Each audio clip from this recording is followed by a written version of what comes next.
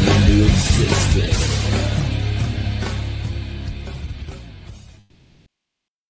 All right, good morning, ladies and gentlemen, and welcome to the Week in Review on Sunday today, not on Saturday. I apologize for that. Yesterday was my little brother's last ever college football game playing for the Florida Atlantic University Owls, and it was bittersweet. So it was senior day for him, so of course I had to attend that. It was a 12 o'clock game, so it was family day, so we get to go out on the field, and when he comes out and we get pictures and everything with our family member, in this case my brother, and it was a good experience. But I had to be there very early, so there's no way that I could have done this show.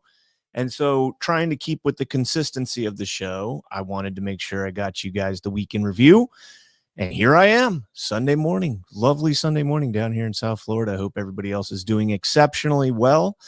Let me go ahead and put my sponsors there down on the bottom. If you guys want to help support my show here, you can go to mypillow.com and use promo code CanCon. It is now in the full-blown holiday shopping swing, and highly recommend you guys go check out mypillow.com. They have a lot of fantastic products that people will love, everything from slippers to pillows to bed sheets to bath towels. Real talk, I have 2 sets of the MyPillow bath towels and then some, sets of other towels that I had before.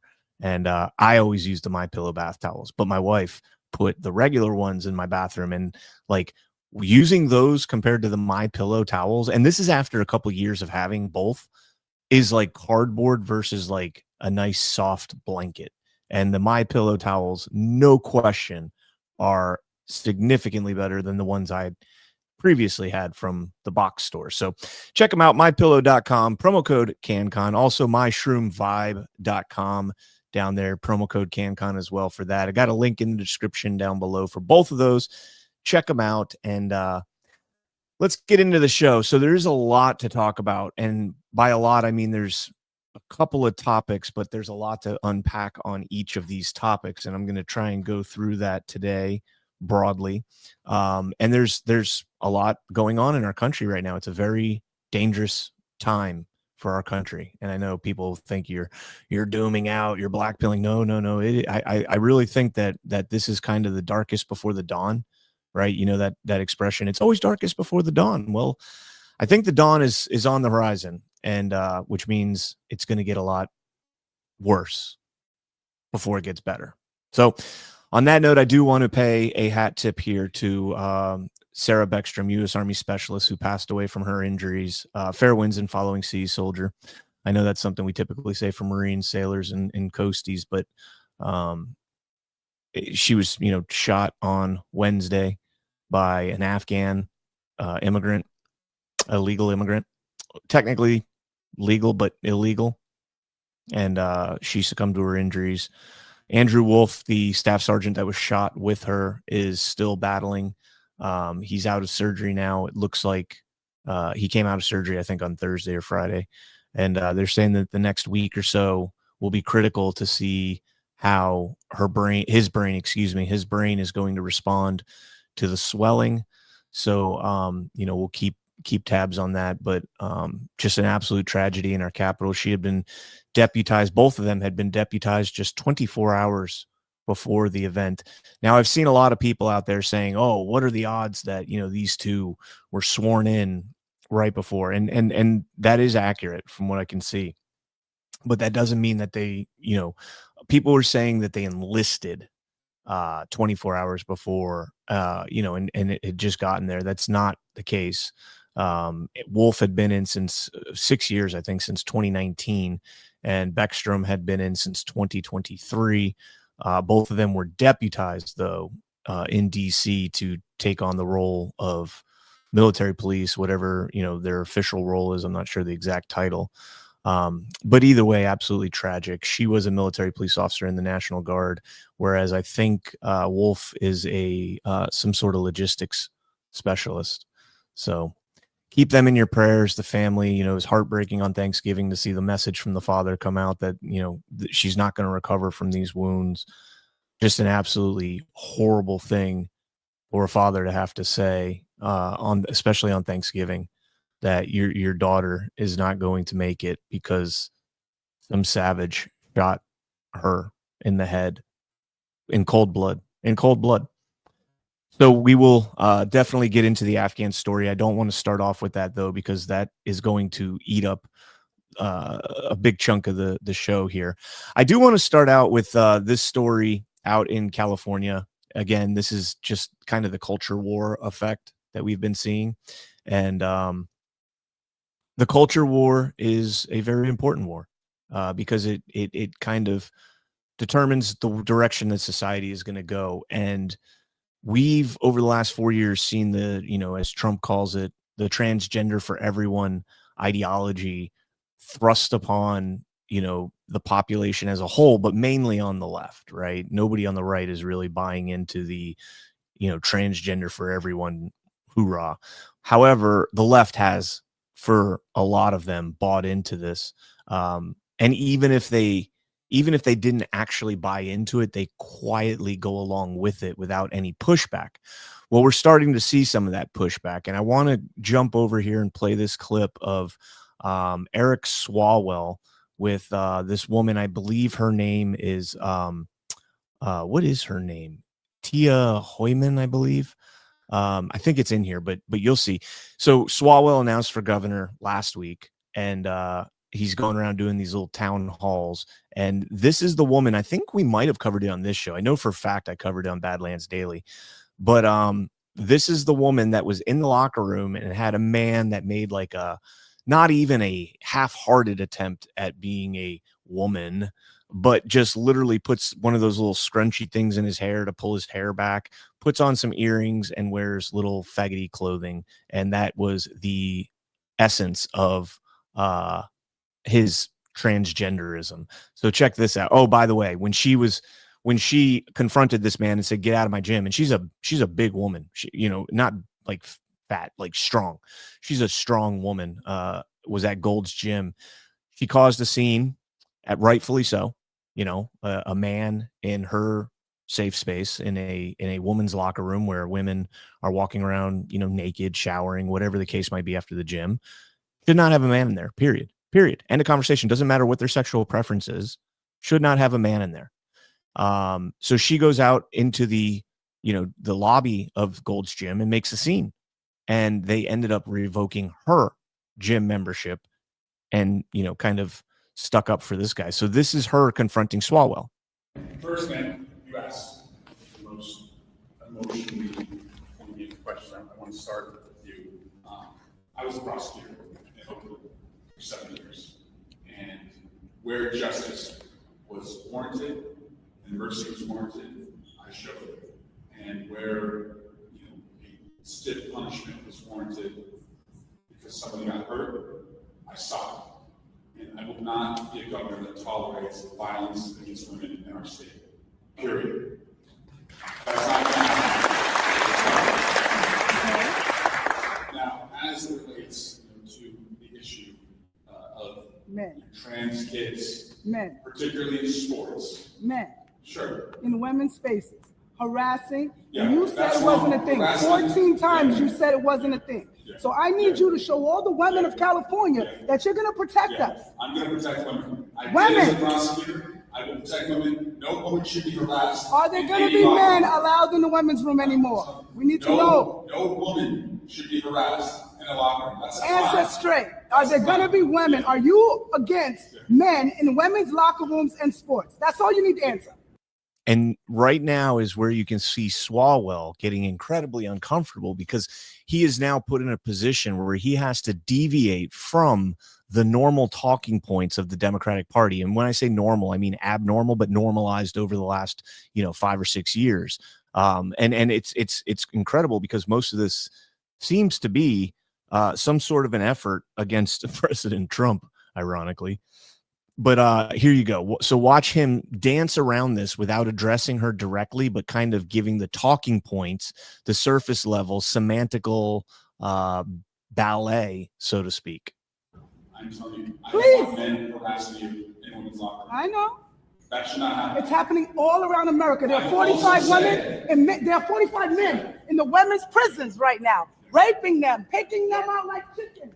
The trans men are not women, and they're raping women. So I don't care if you're on the Democrat side, the Republican side. We need to be on the women's side, people.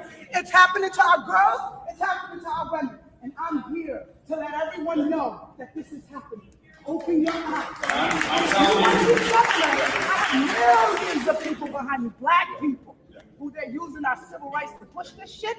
If you want to be the governor, you need to do something about it, because I promise you this, I will not be the last to see of Tish Hyman, okay? There's her name, Tish Hyman. I knew the last name Hyman, Tish. So again, the crowd here seems actually receptive. She gets a casual round of applause. Not everybody there, but a lot of people. But everything she's saying makes perfect sense, right? You should not have men in women's locker rooms. You definitely should not have men in women's prisons. You definitely should not have, the transgender for everyone being thrust upon everybody else. Women's sports. I mean, come on. We got another article we'll cover here in just a second on this, but now is where it seems like now the next thing she's about to bring up here is kind of like you went too far. And it's kind of, to me, it's the opposite here, but let's play a little bit more.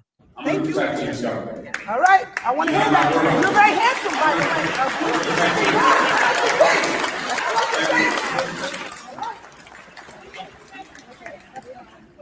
way. Who? There are no trans kids. There are just children. Stop transforming children. No one can make a decision that young. When I was 12, I would have transformed. It's wrong. It's wrong. It's abuse. Don't trans children. It's abuse. Trans kids. There's no such thing. There's only men and women. Use your brain. Stop with this malarkey. But I also want to know, as governor, I mean, that was the line that was too far for them. They were cheering for her when she said no men in women's locker rooms, sports, and prisons, and others, safe spaces for women where they're, vulnerable.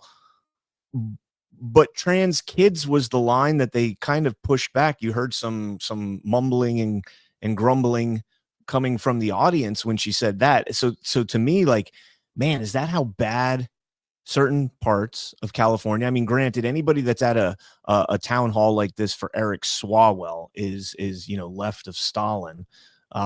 So that to me is very concerning. I mean, these are very old, much older people, not very old people. These are much older people than, the demographic of, the 20 to 30-year-olds. Most of these people here look like they're probably in their late 50s, 60s, 70s, some younger, but that's just crazy to me. That's the line in the sand. Like, yeah, okay, yeah, keep men out of women's sports. Yeah. But transing kids, man, don't take away the trans rights for kids. That to me was a little bit shocking. So on that same note, by the way, Eric Swalwell for governor, what in the hell would you guys be thinking?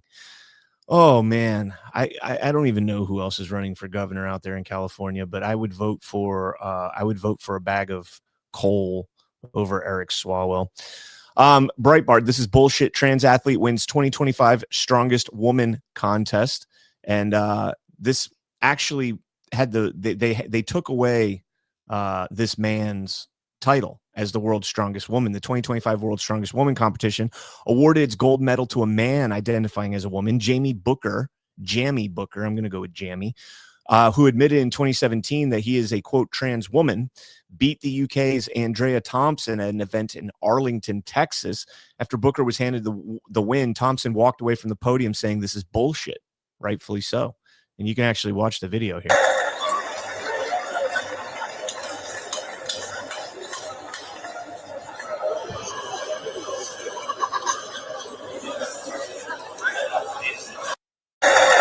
All right, so she just walks off the stage. This is bullshit. I agree with you, ma'am. Some of the contestants claimed that no one was aware that Booker was transgender. Contestant Rebecca Roberts took to her Instagram and posted an image reading "Protect Women's Sports." Quote, "I cannot stay silent about something that threatens the fairness and future of women's strength in sports. Transgender women born male should not be competing in the women's category."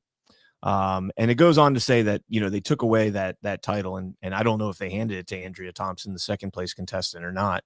But again, It is imagine being a woman and having to lift weights against a man. Imagine that.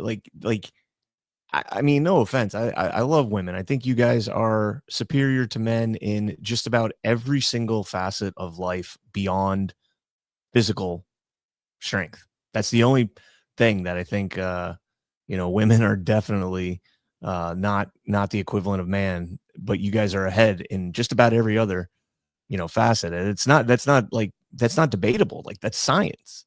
That is actually science. Women are smarter, they're more intuitive.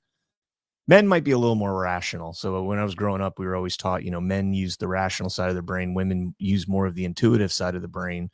And I think it can go both ways. There might be a little more leaning towards men being rational and women being more intuitive, but I think ultimately they all, kind of cross over a little bit there. But the one thing that is undeniable, the one thing that is absolutely undeniable, is that men are physiologically built stronger. More bone density, more muscle density, bigger lung capacity. We're taller. We're almost always faster. So you guys get the point. That's not the point of what I wanted to do here. So this was something I kind of drew kind of contradictions.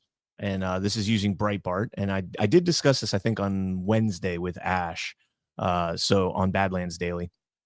So again, a lot of these stories I do cover, I tend to go a little bit more in depth or just a little bit more surface level. Depends on how the show went for Badlands. But so Breitbart put this article out. Nolte, chart-topping Christian singer Solomon Ray is an AI creation.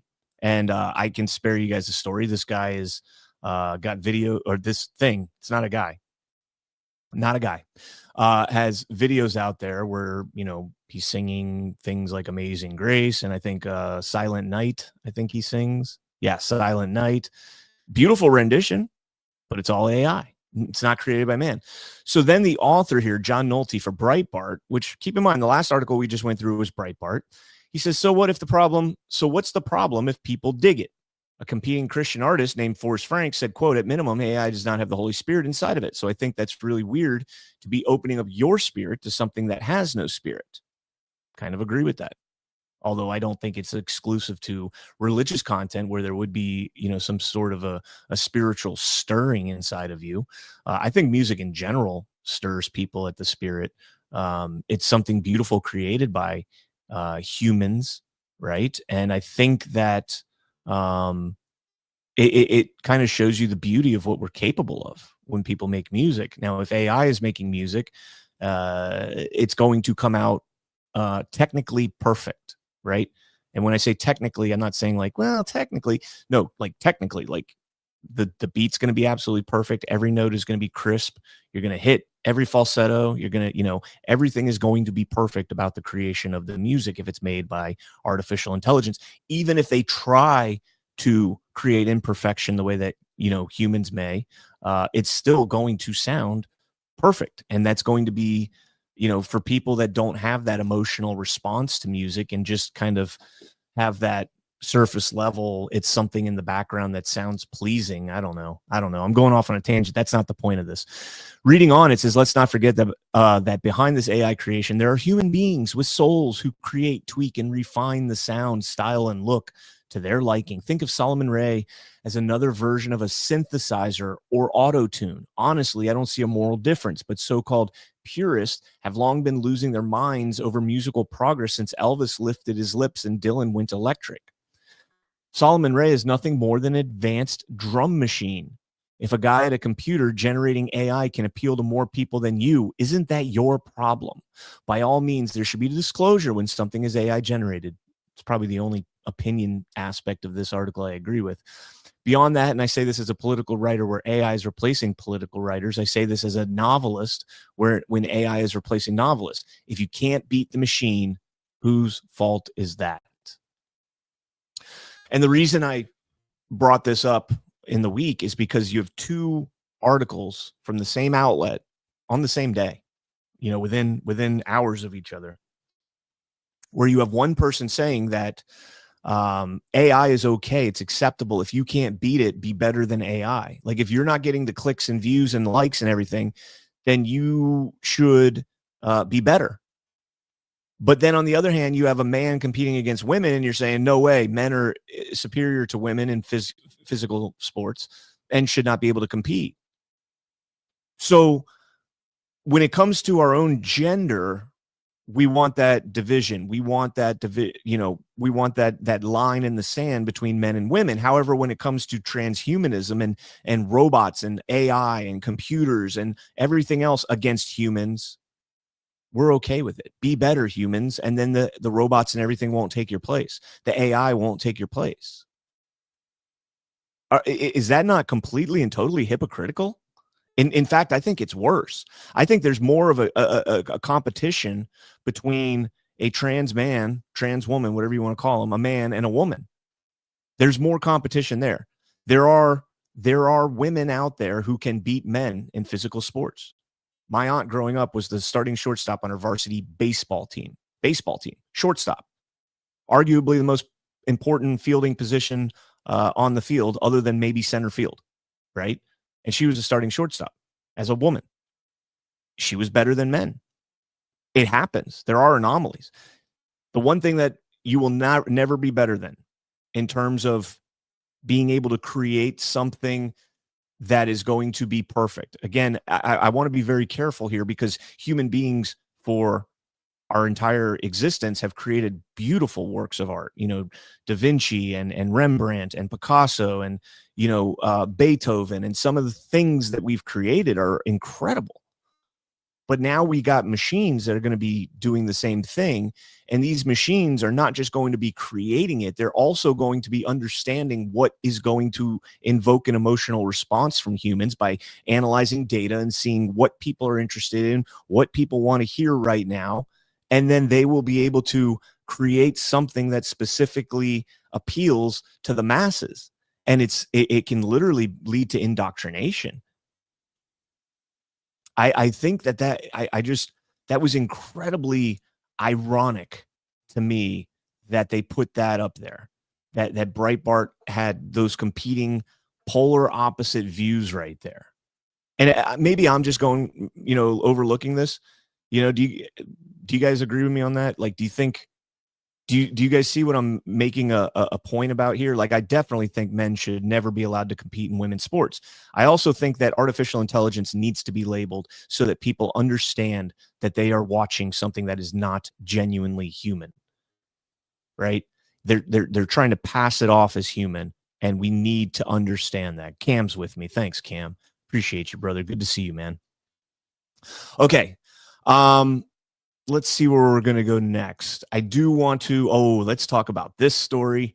And this is just a headline. We've seen this coming. I predicted this the day that it was going to, that the case was filed. I predicted this. Actually, excuse me. It wasn't the day that the case was filed. I'll cover it. NBC News, Georgia prosecutors who took over the 2020 election interference case dropped charges against Trump and others. So all of the RICO charges in Fulton County and throughout Georgia are dropped. And this is a big deal. And so I'm going to talk a little bit about this because it's elections and it's Georgia elections, and Georgia elections really, it's something I've paid a lot of attention to over the last 4 years. A lot of the people that were involved in this, I know, I've spoken with, I've had them on my shows. I've spoken with them outside of my shows. I've helped them as much as I can with research and whatnot. You're going to have all these people coming out now. Like next Friday on Why We Vote, I've got Kathy Latham coming on. She was the GOP chair in Coffee County who was part of the RICO case. I've got Harrison Floyd, Travion Cuddy, who may be coming on today. Let me check and see if I can announce this, because me and her are talking about a podcast as well, and I don't know. Okay, I have not yet heard back from her, although let me see, check my text real quick, because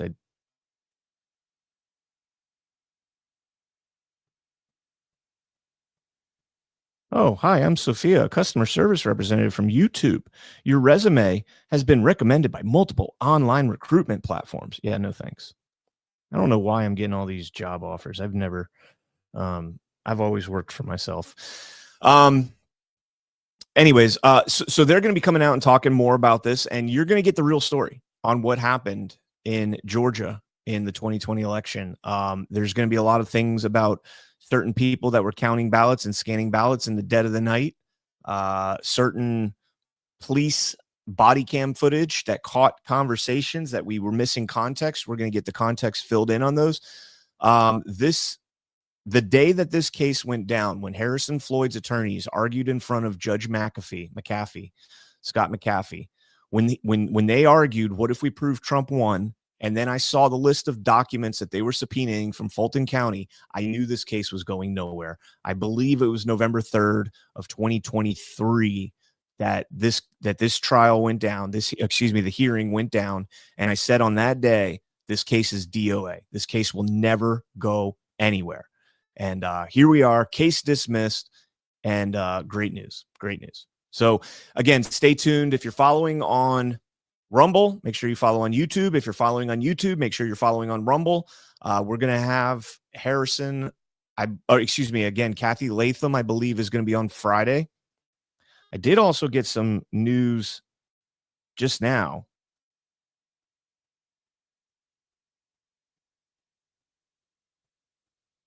Okay, so I think I can officially go forward with this.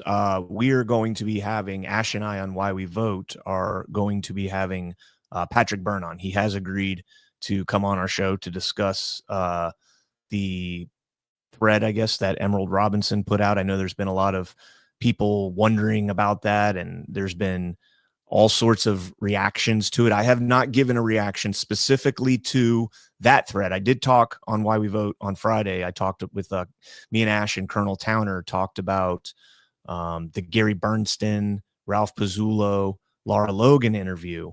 And I have a lot of questions about that. And we're going to talk about that later on in the show today. But there you go. I just wanted to make that announcement that we are going to have Patrick Byrne on Why We Vote here coming up soon. And looking forward to that, because I would love to. Guys, I mean, a lot of the stuff that they said in that thread is very adjacent to what either I've been theorizing or what we have deduced happened in the 2020 election. Obviously, they're more in detail if they were on the ground, ground operational level on a lot of this exposure. So I am very curious to hear it. And, I'm not taking the hopium. I try not to take hopium. I've been rug pulled so many times in elections that I just don't even participate in the hopium anymore. I just look at everything as, what can I validate? First principles, what can I prove is absolutely true? I'm not going to disparage it if I can't prove it's absolutely true. I'm not going to say that, this is not true. So it's fake. If I can't prove it, then it's absolutely fake. I'm not going to go that route. But it'll be a good interview. I'm looking forward to it. So, okay. On that note, there was another election story. Again, this is just surface level stuff. Just the news: federal judge allows North Carolina to use new GOP map in the 2026 midterms. So this will yield the GOP an extra seat. It's projected to give us an extra seat in North Carolina. This is on the same week that the Supreme Court suspended an injunction that stopped Texas from redrawing their maps. And we'll be going to that, eventually SCOTUS will be looking at that more in depth. And so we'll get some guidance on that as well. But I think that both of these, one of two things is going to happen. Either Texas, North Carolina, the others that are trying to redraw their districts are going to be allowed to do it, and California will also be allowed to do it. Or if they're not allowed to do it, California won't be allowed to do it. Now, the reason in North Carolina that they overturned it and said that they can redraw the maps is because they showed no evidence that this was based on race, that this was racial gerrymandering, which is along the same lines of what they're arguing in Texas. Now, I would love to see somebody make the argument that these maps that are being drawn, especially in Democrat states, I showed you guys that the Democrat states are so disproportionate that if they were in line with the proportionality of the GOP states, the GOP would pick up 37 seats in the House. But that's the problem. If the GOP picked up 37 seats in the House, you no longer have the tit for tat back and forth that they fundraise millions upon millions upon millions upon billions of dollars on. And without that funding apparatus, if this country was genuinely, 65-35 or 75-25 conservative to liberal, it would never work out for them. They would never be able to fundraise forever and get their coffers filled. And then when the elections are over, they get to keep that money. Yep. Don't ever forget that. Okay. So we're getting there. I promise. We're getting there. We did get an update from Pam Bondi about the Memphis operations that President Trump initiated, the crime, the National Guard. U.S. Attorney General Pam Bondi sharing the podium with two other members of the administration, along with Tennessee's governor and two state senators, praising the efforts of the Memphis Safe Streets Task Force just days before Thanksgiving. You're not with your families. Many of you are not going to be with your families on Thanksgiving. And we are so grateful for your service and your sacrifice. The event also marked the announcement of an effort to reduce crime in public housing called the HUD Crime Hotline, offered through the HUD Office of the Inspector General. To report criminals, illegal aliens, sex offenders, human traffickers, and those guilty of gang activity, drug distribution, and fraud. Dignitaries making note of more than 3,000 arrests, 500 illegal weapons seized, and 121 reported missing children located in the past 56 days. Murder rates cut in half, and crime rates in Memphis at their lowest level in 20 years. While Governor Lee did not address last week's order by a Nashville Chancery Court judge to block the use of the National Guard in Memphis, an order put on hold for 5 days, allowing the state to appeal, Attorney General Bondi appeared to take exception to the judge's action. Unfortunately, the safety of our community has been compromised by some judges who continue to obstruct our efforts. I wish they are all watching this, and I hope they're seeing what we're doing here in Memphis. We will not coddle violent criminals at the expense of law-abiding citizens. All right, so Memphis has seen tremendous results so far, at least what's being reported, okay?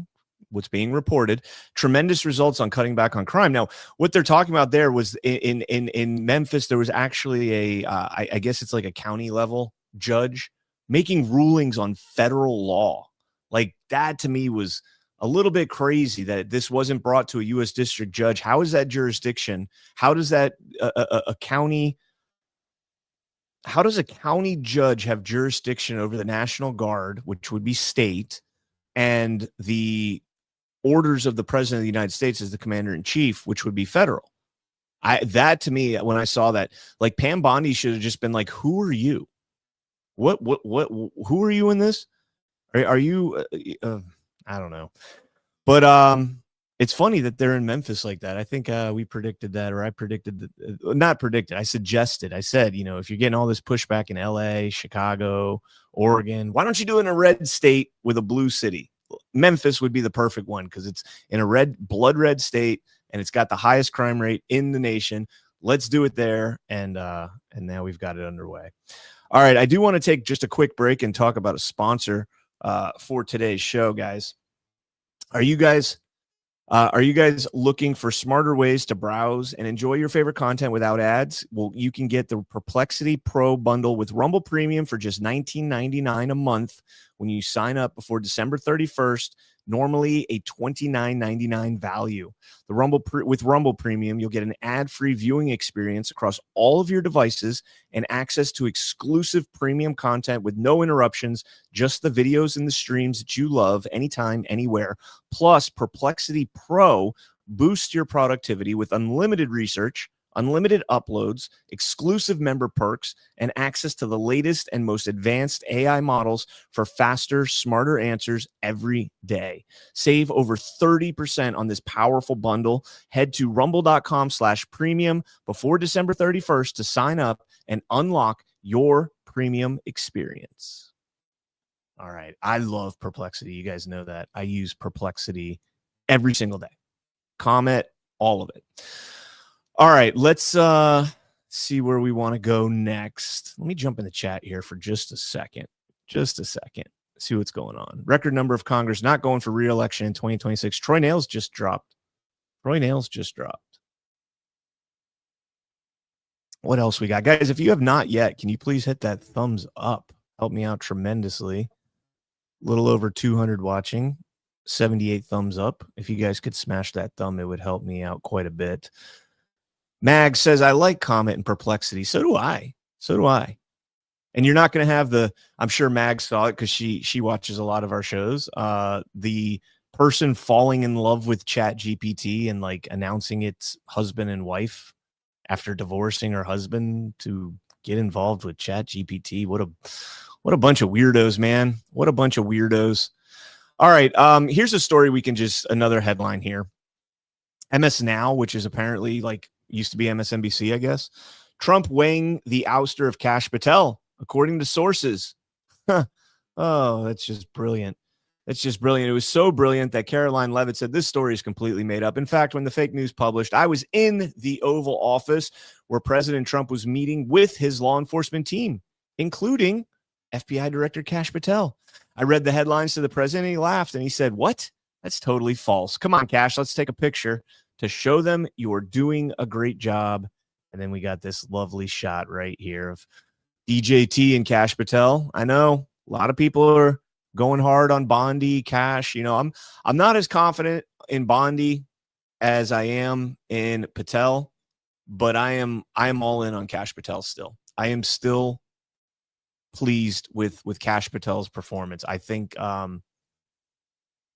he's done very, very well at the ground level, and I think he gets what's going on. Apparently they're about to release a whole bunch of new burn bag documents that they found related to Russiagate. I'm still waiting for the full binder, the Crossfire Hurricane binder. I'm waiting on that, man. I would love to see that. Let's get into the Afghan story now. And this will segue into Venezuela. Wait, what do these stories have connected? Well, you guys should know. I do want to put this out. Governor Patrick Morrissey, on November 26th, the day of, an hour after, he put out that the two guardsmen that were shot, that both of them had passed away. And that was not true. It was absolutely not true. And he didn't take it down. And not only did he not take it down, he issued a correction, but did it in a separate post. So when this pops up, you don't see it. And I'm wondering if this is that, if this is that kind of skewed and disheveled, that the governor of West Virginia, who both of those guardsmen were West Virginia guardsmen, did not know before posting that they were not dead. Is there a disruption in the information and how it's being given to people? Kind of concerning. I don't know. The alleged shooter here, Ramanullah Lakhanwal, an Afghan illegal who entered the U.S. under the Biden admin in 2021, repeatedly yelled "Allahu Akbar" during the attack. And you've got a video here. Wait, a little bit. There's appears to be Capitol Police officers or Metropolitan Police officers or Secret Service police, somebody responding. We saw the breakout here. All right, let's get into the meat and potatoes of all this.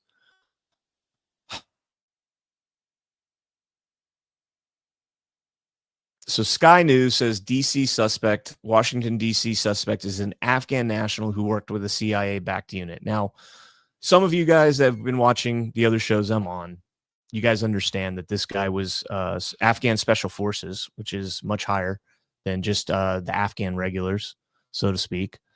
He's also a lot more than just a CIA-linked group. It's much more than CIA-linked.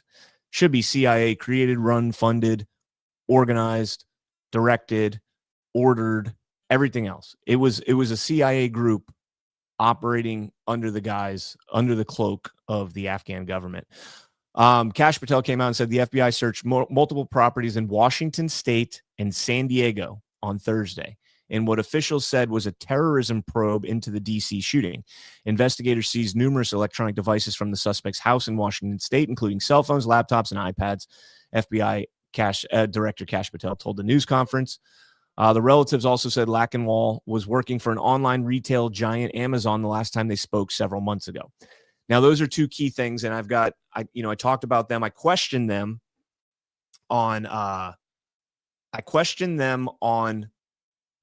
Friday, I believe. I believe it was Friday. Might have been, yeah, it was Friday because it was Ash.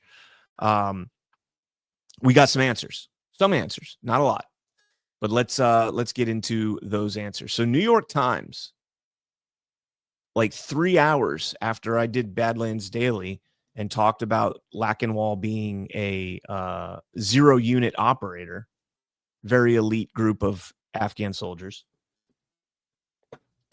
New York Times put this out. Suspected shooter was in a 0 unit in Afghanistan, and here is what we know. Written by Jonathan Wolf, spelled the same way as Andrew Wolf, the guardsman that was shot, but not, I'm sure they're not related. Elian Peltier and Thomas Gibson Neff. Lackenwall was assigned to the 03 unit, according to an Afghan intelligence official. Now, I had heard it was reported he was an 01 unit. We did see the Kandahar Security Forces badge going around that had him as KSF-03. So I don't know if that was the designator that made him 03, but I had seen reported that he was an 01 unit operator, and I don't know how many of them there are. And this is a very mysterious unit. The 0 units were largely recruited, trained, and equipped and overseen by the CIA. Afghan officials told the New York Times in 2021 their salaries were paid by the CIA. So we're paying their salaries, not the Afghan government, the CIA directly. That's interesting.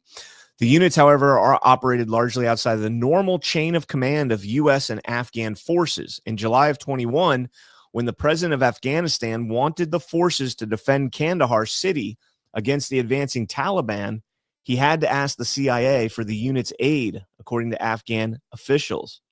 Now, here's the interesting part, and this didn't dawn on me until this morning. The botched withdrawal of Afghanistan, the Abbey Gate incident, and everything else like that happened in August of 2021. This was in July of 2021. If you remember, there was like a lot of discussion about with Biden, or at least Biden administration officials. I don't know if it was necessarily Biden, but there was a lot of discussions about the Taliban and how they were able to run through the Afghan forces so quickly when we were told that the Afghan forces were ready to stand up to the Taliban. They were ready to stand up to them. They knew how to fight. They were prepared for the fight, and they clearly weren't. But then you also have this right here where the Afghan president is trying to get these special operators, and there's at least 10,000 of them, and you'll see that in another article here. So remember, keep in mind, they searched a place in San Diego, 10,000 unit offer, well, we haven't gotten to the 10,000. The Afghan president wanted to deploy the 0 unit forces to defend Kandahar. Was it Kandahar? Yeah, to defend Kandahar city against the advancing Taliban. So in what world does a president have to ask another force, an occupying force, an assisting force, to be able to deploy their own special forces? Like, imagine if, we got overtaken here and the Brits sent in Royal Marines, all their forces to quash everything going on here. And the Brits, in their occupation of the United States to quell the insurrection, developed a U.S.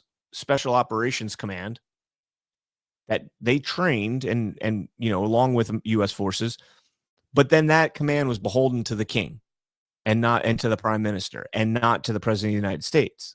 That's absurd. And this is just a continuation of that absurdity.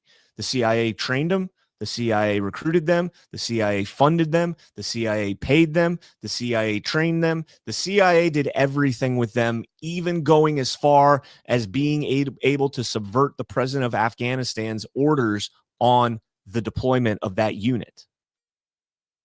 At some point, people have to start questioning what actually happened in the buildup to there with this information specifically, and the CIA facet specifically. Did the CIA deny those 0 units to the Afghan president while they're trying to defend Kandahar city? In other words, did they deliberately allow Afghanistan to fall? I think we all know the answer to that, but we need a resounding yes. That's what's going to make us feel better. A strongly worded letter, resounding yes. I don't think we're going to get it. This is the article, though. The New York Times article was short, and it was recent, and that was very, very short. Didn't give much information. Lackenwall works for somebody. Okay. And that was pretty much it.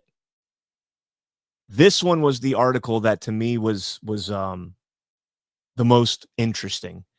Inside the CIA's secret Afghan army, the 0 units served alongside Americans, helping them fight, then evacuate.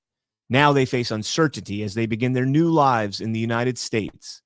Kevin Moorer wrote this on July 4th, 2025. So this was just 5 months ago, almost 6 months ago. This was right as all of the deportation started to pick up big time. California, Let's jump down here. So the article starts out by telling a story, right? It starts out telling a story about a man who was with the 0 units for a long, long time and then came over to the United States to set up shop in San Antonio, Texas. It tells a story about a raid he's going on and all this stuff. So I'm not interested in the storytelling. I want to get at least what they're pushing off as facts, okay?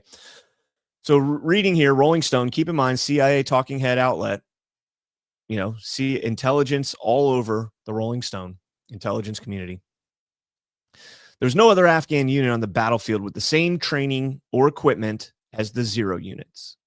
Trained by American special operators, they acted as the CIA's secret army, carrying out some of the most dangerous missions of the war, targeting Al-Qaeda and ISIS leaders, plotting to attack the U.S.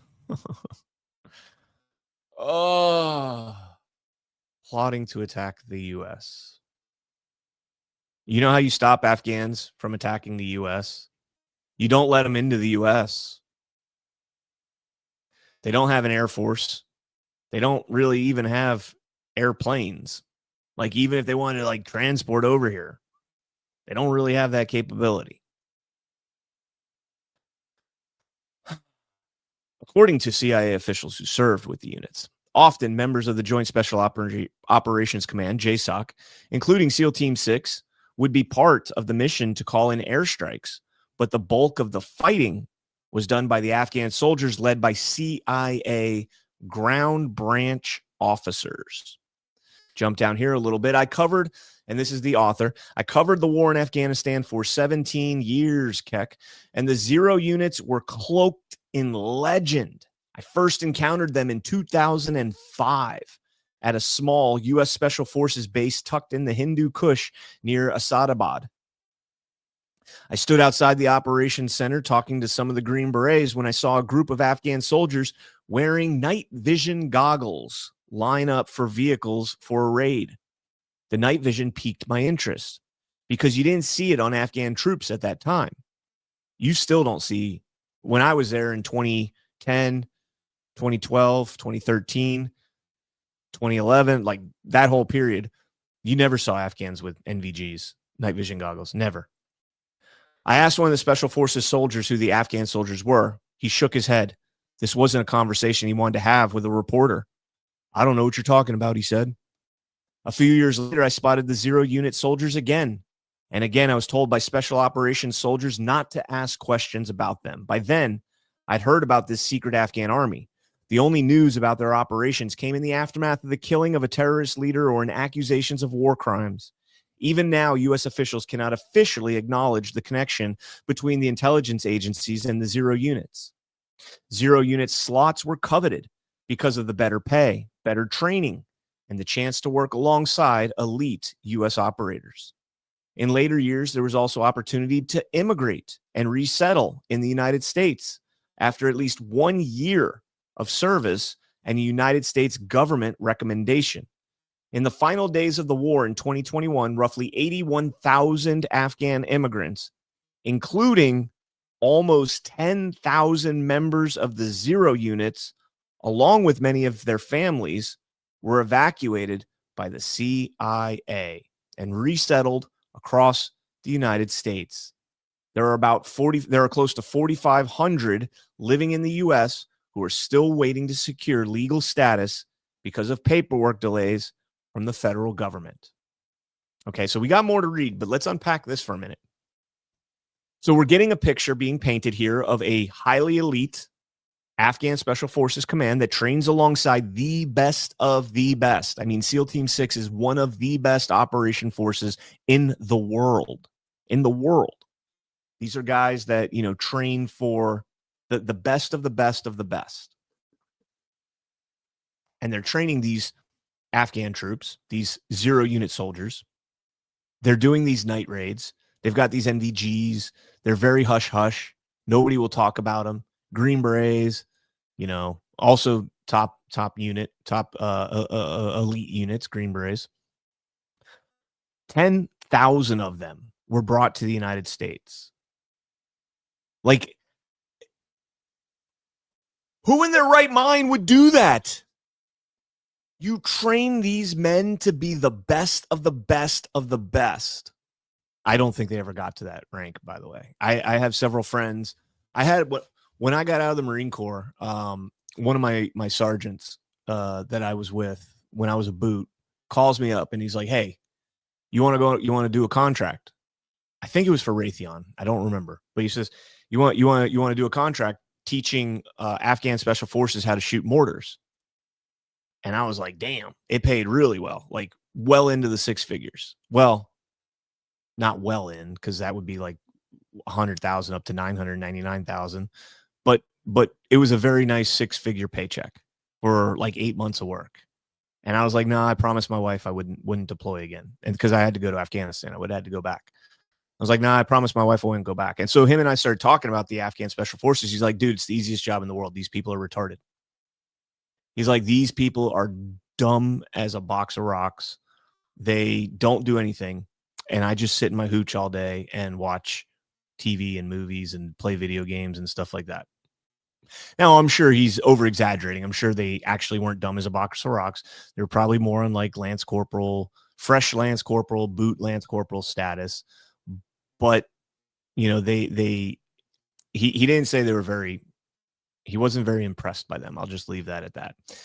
And so we allow 10,000 of them over here, and that's a major problem. Like, you should never have people that were trained to do this type of stuff, underwent scrutiny by U.S. media, U.S. NGOs, U.S. outlets that scrutinize them, making claims that they committed war crimes and all sorts of other things, and you brought them all over here and just dispersed them throughout the country.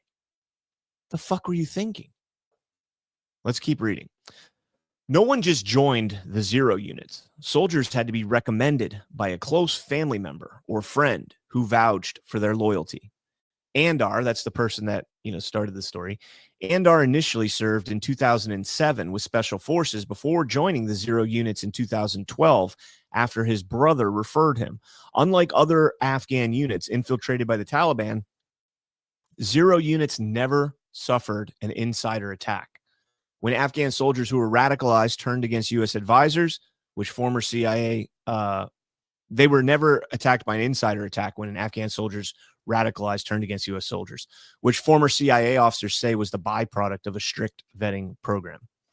So the CIA is vetting each and every one of these people to ensure that they're not actually Taliban spies that are going to, go blue on green when we get in country and we get outside the wire and start killing Marines, killing soldiers, trying to do whatever they can, giving away our position, all sorts of things that they could do to infiltrate. And they did try and do this.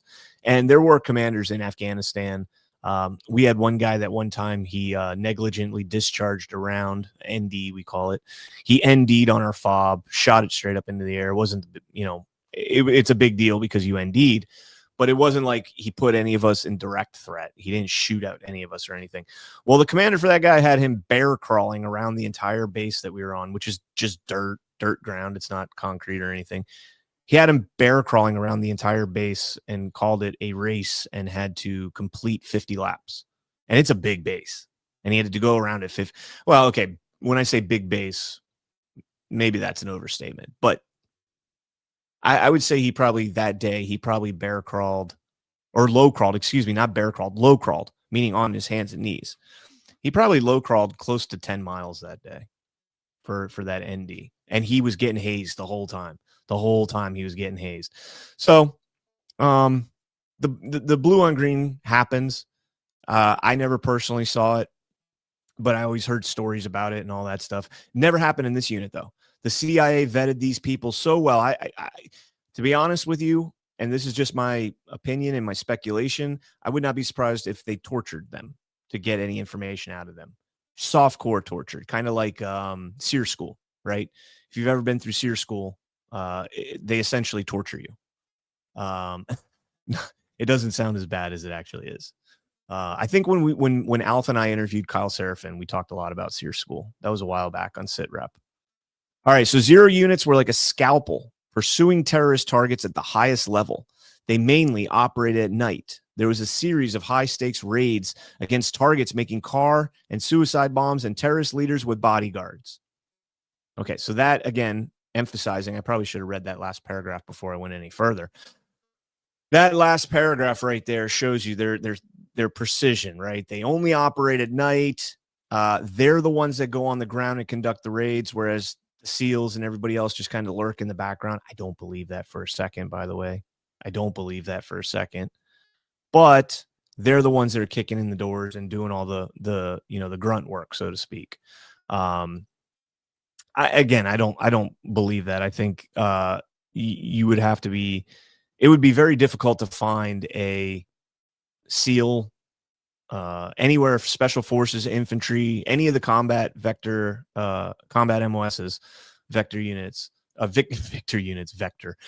of the Victor units. It would be very difficult to find guys that would just be like, okay, you guys go out and do this. We're just going to sit back and watch. Nah, doesn't really work that way. But the point is that they were trained, very well trained. And there's a reason I'm emphasizing so much how they're trained, and we'll get to that. Jump back in and see how they were treated back in the United States. Human Rights Watch documented several abuses between 2017 and 2019, including targeted raids that killed civilians, such as the shooting of innocent family members during nighttime operations. In a 2020 story from The Intercept, they called 0 units, 01 in particular, death squads, quote unquote, death squads. The unit's raids resulted in the deaths of at least 51 civilians, including women and children, according to the report. In 2022, ProPublica published a story that 0 unit operations led to hundreds of Afghan civilian deaths. The raids were frequently carried out in remote villages where many innocent civilians were caught in the crossfire.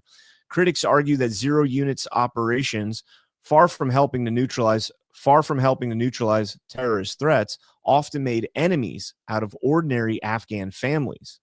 Moreover, critics say the Afghan government either lacked capacity or political will to investigate, and that U.S. military largely ignored the issues because the 0 units worked for the CIA.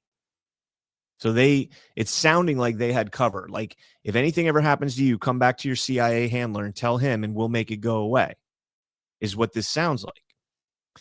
3 former CIA officers, and Andar, the guy about who the story's about, all insist the 0 units never operated outside of CIA oversight. So if any of those accusations above are true, all of that was overseen by the CIA. The link that they tried to draw in the media this week about he was linked to the CIA, no, he was directly handled by the CIA. In fact, if he's paid by the CIA, I'm going to call him a CIA operator. I don't think we should call them 0 unit Afghan operators. We should call them CIA ground forces. They need to own this. They trained them. They paid them. They recruited them. They vetted them. They oversaw everything they did. The president of Afghanistan had to reach out to them in order to get permission to deploy them to protect Kandahar City in July of 2021. They're CIA operators. They're not Afghans. They're not Afghan special operators. Quote, we're with them everywhere they go, says a former U.S. intelligence officer. Andar says he and his unit mates were shoulder to shoulder with Americans on every mission. There were no unilateral missions. And see, that ties into what I was just saying. His unit were shoulder to shoulder with Americans on every mission. That ties into what I just said. Like, I don't know specifically how SEALs operate because I wasn't a SEAL, but I know the mindset of, the alphas that are in these combat MOSs and combat units. And we don't want to sit back and watch Afghans do the job that we're trained to do. So that made sense. All right. So Andar says he and his unit mates were shoulder to shoulder with Americans on every mission. There was no unilateral mission with just 0 unit personnel. Quote, we were taking every order from them, Andar says. Now he's 0 unit. We did not shoot a single round without their permission. So if you look at the way this article's framed, it starts out by saying, well, the CIA, Joint Special Operations Command, they kind of oversaw these. They gave them the intelligence, and then they went out and did the missions. But now what we're hearing is that they actually were shoulder to shoulder with U.S. forces and handled every shot. We did not shoot a single shot round without permission. It was all at the discretion of the Afghans. What was the hold on one second.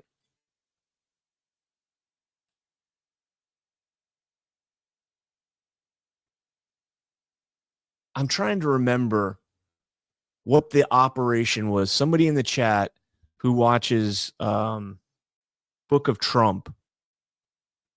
What was the Book of Trump episode I did with Gordon? I'm trying to remember what specific conflict. It was Green Berets, CIA, and was it Nigeria? It was an African country. And we took major casualties, and the CIA was embedded in that operation. And I'm trying to think, because that's how they do the operations, right? They have 1 or 2 people with the CIA that's pulling the strings. In reality, they say it's the Green Berets, the command for the Green Berets. I think it was Nigeria, Claire Cat. I'm just trying to remember the name of the operation. I think it was Nigeria. I was on that show to talk about, like, we went through the whole, like, battle plan and how it all laid out. And Green Berets were like pushing forward. They went to do a hit on a building. Nobody was there, and they felt like they had been tipped off. And so while they were RTBing, they got another call. They got another call that they found the people, but these guys had been out, like, outside the wire for over 24 hours. And they're like, yo, we got to come back and rest and refit. And they're like, negative, you can't rest and refit. We need you out there. And so they pushed them out again, and they ended up moving to contact. They took contact.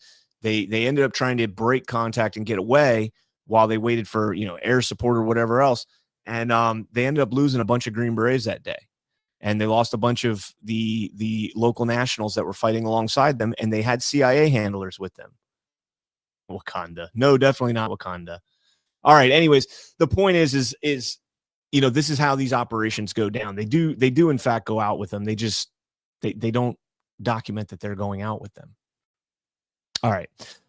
Andar says he and his unit mates. Okay. We did read that already. Jumping down here in the months leading up to the collapse, Andar says the 0 units were promised a lot of things. For one. Okay. So this is the picture being painted. We started off with CIA has plausible deniability because they don't actually do the operations with them. The JSOC doesn't actually do the operations. They just give them the intelligence and kind of have some oversight. Now we're finding out that they are shoulder to shoulder with them. They don't fire a single shot without their permission. And it's becoming a little bit more intricately woven that the CIA is involved in this, right? Now we get into, hey, the war's over. Where the fuck is my free shit? Here we go. In the months leading up to the collapse, Andar says the zero units were promised a lot of things. For one, they were told that each soldier would get a bonus, which he didn't care much about. Yeah, bullshit. Yeah, bullshit. They were also promised weapons and ammunition to continue to fight after their U.S. counterparts left. The last promise was if the Taliban took over, the zero units would take to the mountains and keep fighting. But when the Afghan government collapsed after the Taliban entered Kabul on August 5th, 2021, a CIA advisor told Andar he was sorry, but there was nothing he could do. Andar still won't accept defeat today, even exiled to Texas, arguing that the Taliban didn't hold one province in Afghanistan before the fall of Kabul. Over the next few days at the airport, Andar and his men worked alongside Marines and State Department officials to process civilians and evacuate as many as they could. The zero unit soldiers were instrumental in screening evacuees because the Marines did not speak the language or know the culture. So again, another kind of interesting bullet point in this, that we're told that these zero units, the guys were extremely vetted before they came to the United States, that all the Afghans were properly vetted and all the other BS. And in reality, they weren't. In fact, they were vetted by the zero units, which was the CIA. Clairecat, I think it was the Tongo ambush. I knew it was a redundant word like that, Tongo. I think you're right. It was. Yes, it was the Tongo, October 4th, 2017. U.S. Nigerian patrol was ambushed by militants from the Islamic State in the Greater Sahara, near the village of Tongo in Niger. Or Niger, as Matt Gaetz calls it. The attack resulted in the death of 4 U.S. Army Green Berets, Sergeant First Class Jeremiah Johnson, Staff Sergeant Brian Black, Staff Sergeant Dustin Wright, and Sergeant LaDavid Johnson. Sergeant LaDavid Johnson was the one that Trump got a lot of crap for, because they said that he called the parents and it was very rude to them and all that. Absolute crap. I think the parents have since come out and said, no, that's not true. But yeah, there was a heavy CIA presence in that battle. And I'm just reading quickly, but it's probably not going to mention it in this little article, this little AI generated article from Google. So yeah, thank you, Clairecat. That's exactly what I was looking for there. Yeah, so getting back to this here. So zero unit soldiers are all, and the reason I'm bringing this up, folks, is because I'm not narrow-minded, laser focused on Lockenwall himself. I'm focused on the fact that there's 9,000 of these people or more dispersed throughout the United States, and we have no idea where they are. And these are highly trained elite special force operators. And right now we have a situation in this country where the president of the United States is having his authority over the military subverted by, holy shit, a CIA officer. Are we not going to draw any comparisons here? Like any, whatever. Let's get back into this. Andahar and other zero unit soldiers arrived in America with only their clothes and whatever they could carry on the plane. A few weeks later, Geeta Bakshi, a former CIA counterterrorism operations officer who founded and leads Famil, a nonprofit dedicated to resettling zero unit veterans, and some of the former CIA advisors went to Quantico to meet with zero unit veterans. The meeting was brief and the veterans said little. Everyone was still in shock. I'll bet you that meeting was brief because all the CIA was trying to do was get them on the record, get them on their record, get them tracked, figure out their home of record, where they're living at before they came to this meeting, follow them back there, surveil them, make sure that they've got them kind of under their own radar. That's what I'm guessing. That's what I would guess. A former CIA counterterrorism operations officer who founds a nonprofit, doesn't fund it, but founds a nonprofit specifically to help these veterans is just laughable. Quote, I remember thinking resettlement agencies are not going to be able to deal with these soldiers and all of the things that they've been through, Bakshi says. They're not going to be able to relate to their experiences. They need people who understand what they've been through and what they've done to contribute, who can be there to be a lifeline for them or to, I don't know, MK Ultra the shit out of them. I mean, CIA spends all this time and money training them to do all these operations. They bring them into the United States, which was like the most absurd thing you could ever think of doing. And now they're like, yeah, we want to keep tabs on them. We're going to keep them in this NGO exclusive from all the other Afghan refugees. We want to make sure that these operators are under FAMIL, FAMIL, under this organization, this umbrella. It's not about war anymore, he says. It's about what we promised those guys we'd do. We said we'd take care of them, and now we're the ones waiting for someone to keep their promise.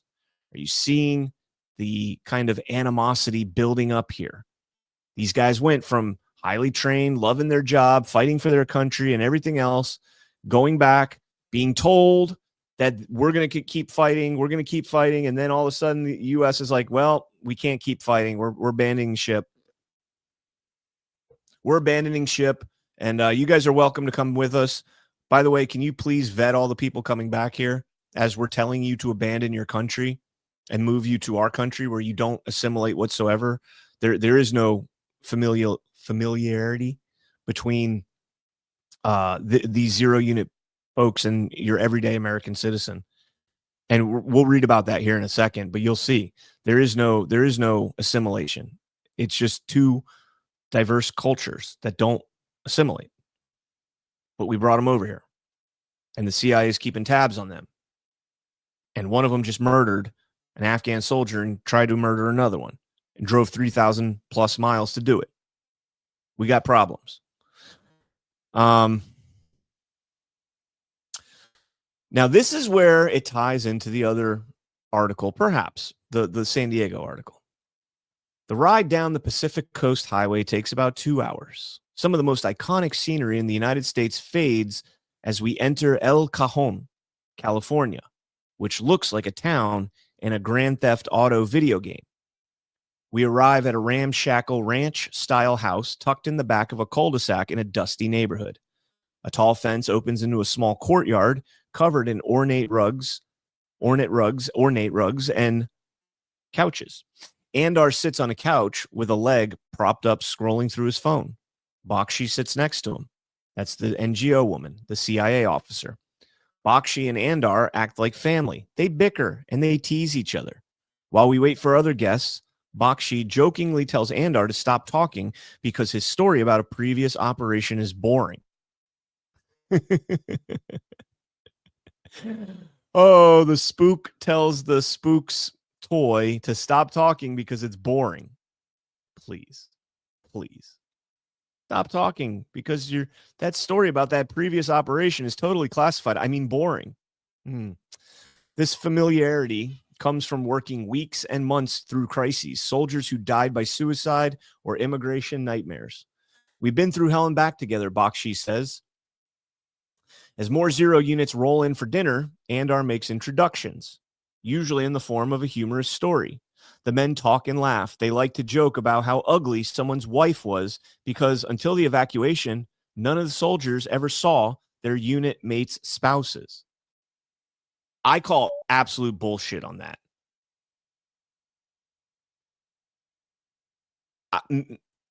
Maybe the Afghan people that I was embedded with, maybe they were different. I was in Musa Kala and Sangin and Kajaki. And that's not the case. Like, if you were a man and you approached another Afghan man's wife, he'd kill you. Okay, maybe not kill you, but you'd get into a fight. Like, there would be resentment. And so now all of a sudden we're sitting around with the CIA spook and these guys are making fun of each other based on how their wives look. One of two things is true here. Either this story is absolute bullshit or we've been lied to about how Afghans actually respect their wives and how they not respect their wives, respect each other's wives, and the fact that it's a possession of that man. One of two things is true here. Either we were lied to and told we have to have the FET teams, the female engagement teams, the lionesses, come out with us on patrol so that they could talk to women because we can't talk to women, or it's all bullshit. I don't know. This is more shocking to me than relative to the story. Anyways, one topic of agreement is the desire to go back to Afghanistan and finish the job. The mission that the United States government laid out, destroy al-Qaeda, is unfinished. And Andar would like nothing more than to accomplish it. Liberating his country is still his only goal. Quote, we lost everything, he tells me. We lost our country. We lost our flag. We lost our family. We lost our brothers, and we lost our dignity. Until that's restored, this war is not over. Okay. So a couple things. One person, one vote. Yes, we did have translators assigned to us, interpreters assigned to us. And we did generally trust them. Yes, we did generally trust them. We also had guys that we would run counter ops on our interpreters. We would have people give them information and see if they relayed it accurately to us. So we would often run ops to ensure that they were loyal. So getting back to this story here, none of this makes sense. None of this makes sense. Maybe I should get into another sponsor here because this is where I'm going to get really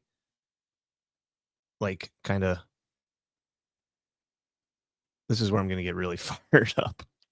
So yeah, let's do that. Let's get into another sponsor here. And this is right along with what we're talking about right now. And that is the effects of war.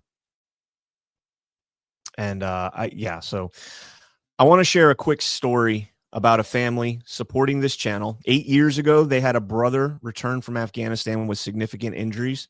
They watched as he became a shell of his former self and struggled a lot with health.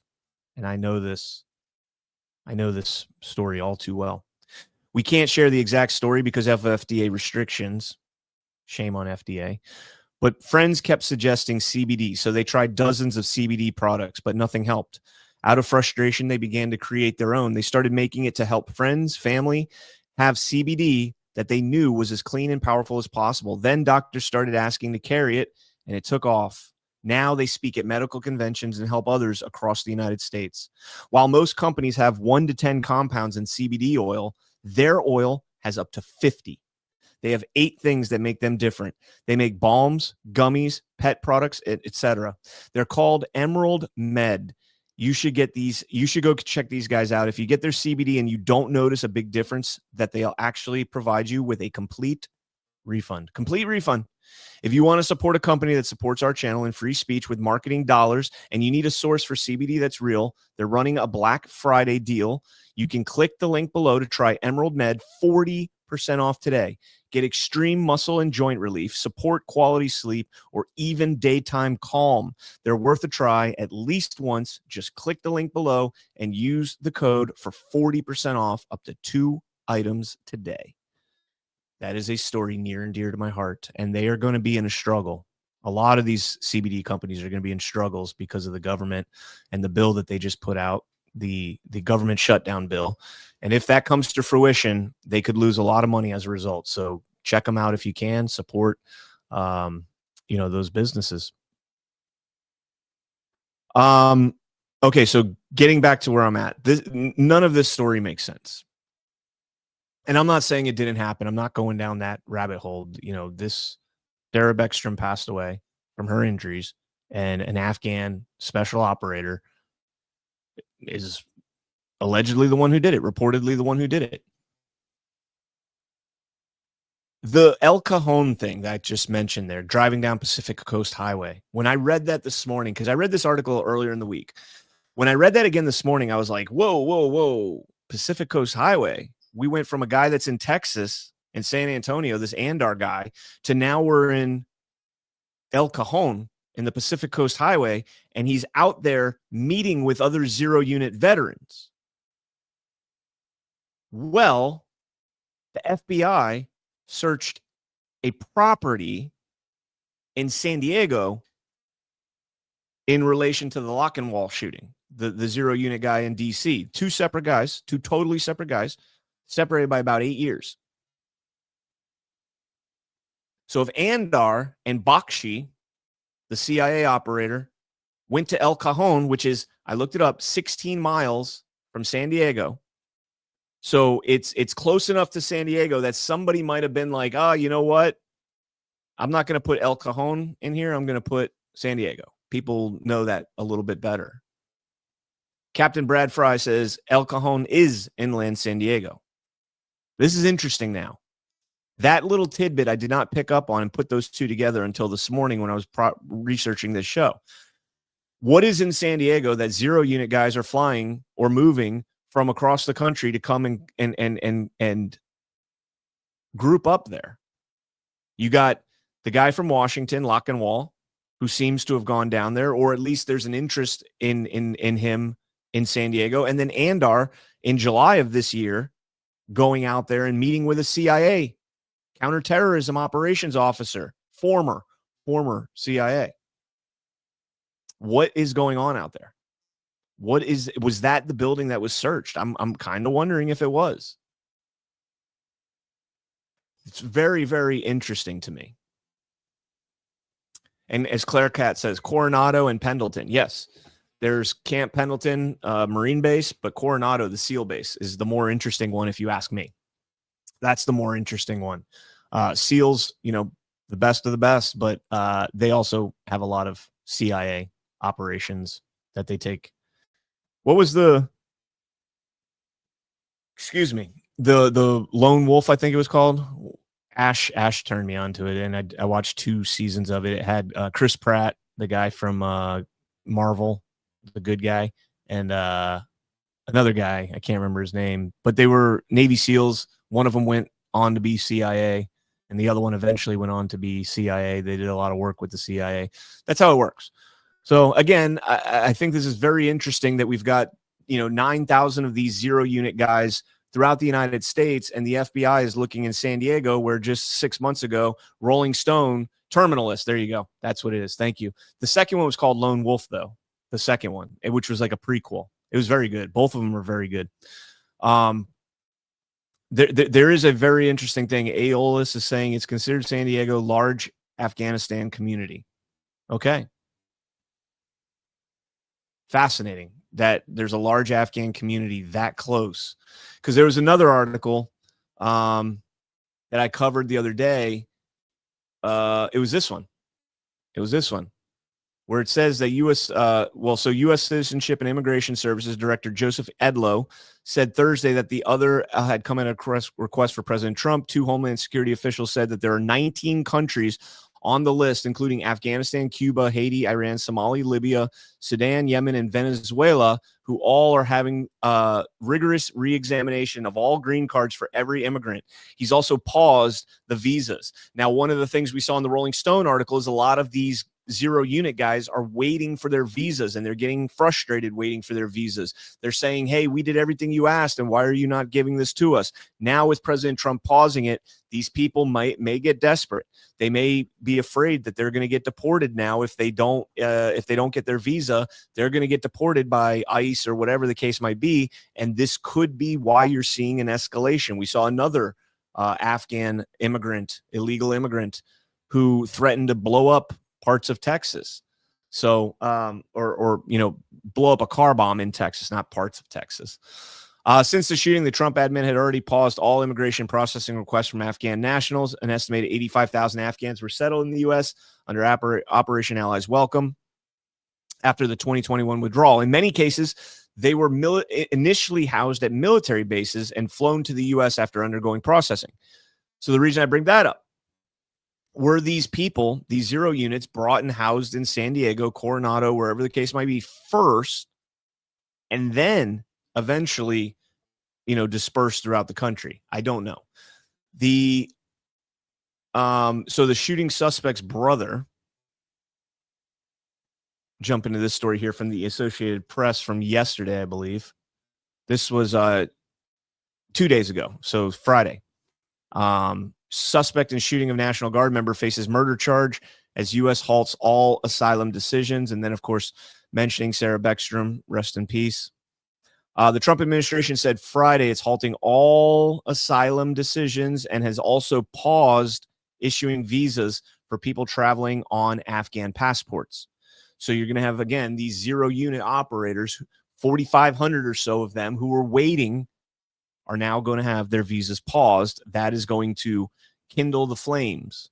Trump called the shooting a terrorist attack and criticized a Biden administration for enabling Afghans who worked with the U.S. forces during the Afghan war to enter the U.S. The president has said he wants to, quote, permanently pause migration, end quote, from poorer nations and expel millions of immigrants from the country.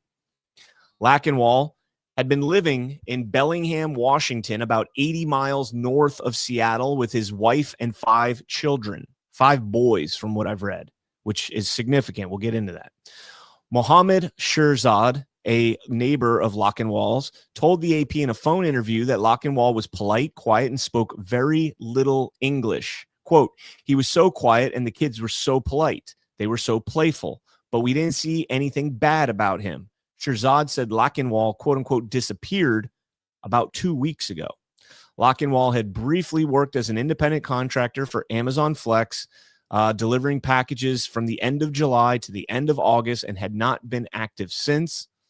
Lackenwall served in the CIA-backed unit, Zero Unit, in the southern province of Kandahar, was originally from the province, and that his brother had worked in the unit as well. So Lackenwall, we talked earlier, remember, the CIA said you had to be referred, or they said you had to be referred to a Zero Unit in order to work for one. So it seems like Lackenwall was referred perhaps by his brother, who apparently was a high-ranking soldier in the Zero Units. Lackenwall had started out working as a security guard for the unit in 2012 and was later promoted to become a team leader and a GPS specialist. So again, 2012. They were, Lackenwall is 29. He immigrated here in the Afghan Operation Allies Welcome in 2021. So 4 years ago. So that would make him 25. 10 years before that, 9 years before that, he would have been 15. I looked it up, and you cannot join the Afghan army until you're 18. So Lackenwall was not working officially as an Afghan soldier. Not sure if he was, just doing favors or working as a contractor or just a regular employee. In the military, we do have regular employees, people that, serve food, people that prep food, clean buildings, like that kind of stuff. We do it ourselves a lot, but we also have contractors that do it. So he could have been a contractor or something along those lines. All right. I think that is all of the kind of circumstantial stuff. And now we'll get into my take on this, because I've got a lot of concerns. This makes absolutely no fucking sense. Absolutely no fucking sense.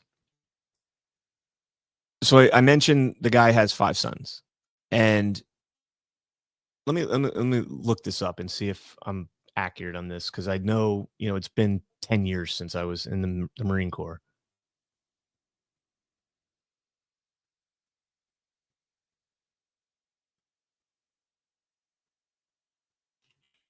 All right.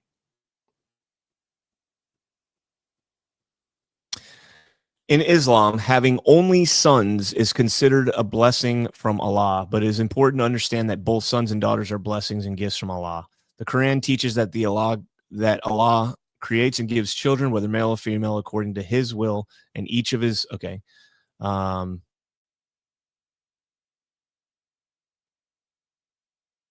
me see. That Allah gives to whom He wills female children and gives to whom He wills male children, or both males and females. Okay.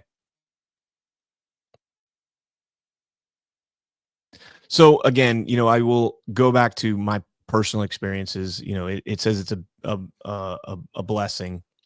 So he has 5 sons. And the reason that this is a blessing is if you are living in Afghanistan and you're farming or whatever, you want sons, because first off, they can carry on your name, your namesake. And second of all, they can work the land with you. They can work your farm, they can work your business, whatever the case might be, more so than women. I don't want to say women are a burden, but there's things that you have to go through with women that you don't have to go through with men in their culture. And so this was a huge blessing. And so the narrative that's being put out there right now for us is that this man with a wife and 5 kids, 5 sons, drove from Washington State all the way across the country. By the way, we haven't seen anything about a car. We haven't seen anything about how he got here, any CCTV footage of him filling up gasoline, nothing. We're just told he drove from Washington State to DC and shot 2 guardsmen in broad daylight with a .357 Magnum revolver. I don't even know if they said it was a Magnum, a .357 revolver. One of the most, to be an elite trained special operations soldier who has 5 sons to live for, to drive across the United States and assassinate 2 guardsmen, not officers. Okay. It makes no sense. We find out, right, that the first National Guardsman that responded to the scene, like, was right there within the vicinity. The one that attacked him with the pocket knife was a major. Okay. This guy worked with American forces. He knows our rank insignia. He knows where we identify our rank on our uniforms. He knows how to identify officers from enlisted. He knows. This makes no sense. Why would you kill a specialist and a staff sergeant when you had a major right around the corner? And why would you use a .357 revolver, which probably was limited to 5 shots, to do so? Why? This makes no sense. And then you lived. If he wanted to jihad, right? And he wanted his 72 virgins, which was what everybody's telling us, this guy could have made a bomb. There's so much that this guy could have done if he wanted to inflict maximum damage and jihad.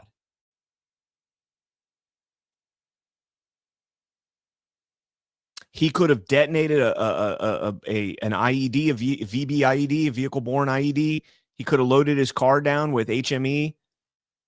There's so many things that he could have done to inflict infinitely more damage if he wanted to jihad, which clearly he did. People are saying now, well, he had severe PTSD. Okay, but PTSD does not drive 3,000 miles across the country to assassinate 2 National Guardsmen. Junior enlisted National Guardsmen. I guess the staff sergeant is a staff NCO. Yeah, staff NCO in the Army, I think. No, staff sergeant is not a staff. And now I got to check.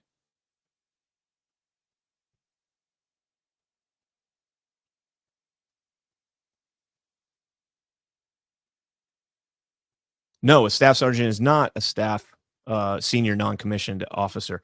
In the Marine Corps, they are a staff NCO. In the Army, they are not. So to kill 2 NCOs, I don't even know if a specialist is considered an NCO. I know a corporal is, but E4. So, but the bottom line is this makes no sense. So when you pair that with everything else going on, the investigation down in San Diego, going down there and doing a raid, I'd love to know more about that. Where specifically? Was it in El Cajon? Did it have anything to do with Bakshi? Like what? Well, not Bakshi specifically, but the building that they were all meeting at. I mean, if you have a 0 unit guy traveling from San Antonio to San Diego, Texas, probably 1,000 miles, I don't know. And then you have a guy traveling from Washington to San Diego, and those 2 people have one thing in common. They're Afghan 0 unit operators, and they're all converging on one particular place. That's very, very interesting and very, very concerning. And then you have a CIA officer who's also at that place meeting with all of these people, telling them, don't tell your story about that operation. It's boring.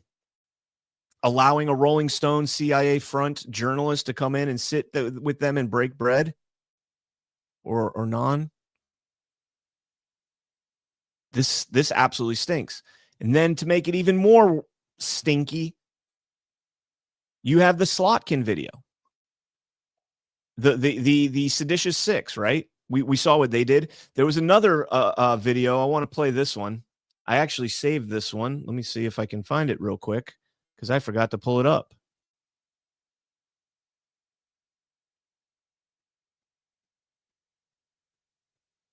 Stand by. I've got it. Man, I have so many bookmarked things that I forgot about. Okay, maybe I shared it then. I didn't bookmark it.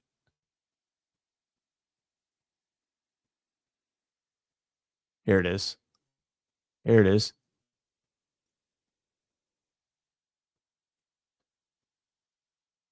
As a CIA officer, the idea that intelligence officers could be asked to target Americans turns my stomach, and it would shift us into a modern-day surveillance state.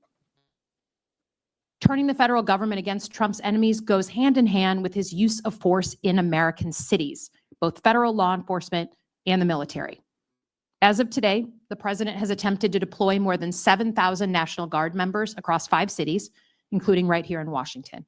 In August, the administration ordered the creation of 2 new National Guard units, a standing quick reaction force that can deploy anywhere in the country, and then separately, National Guard units in all 50 states focused on quelling so-called civil disturbances.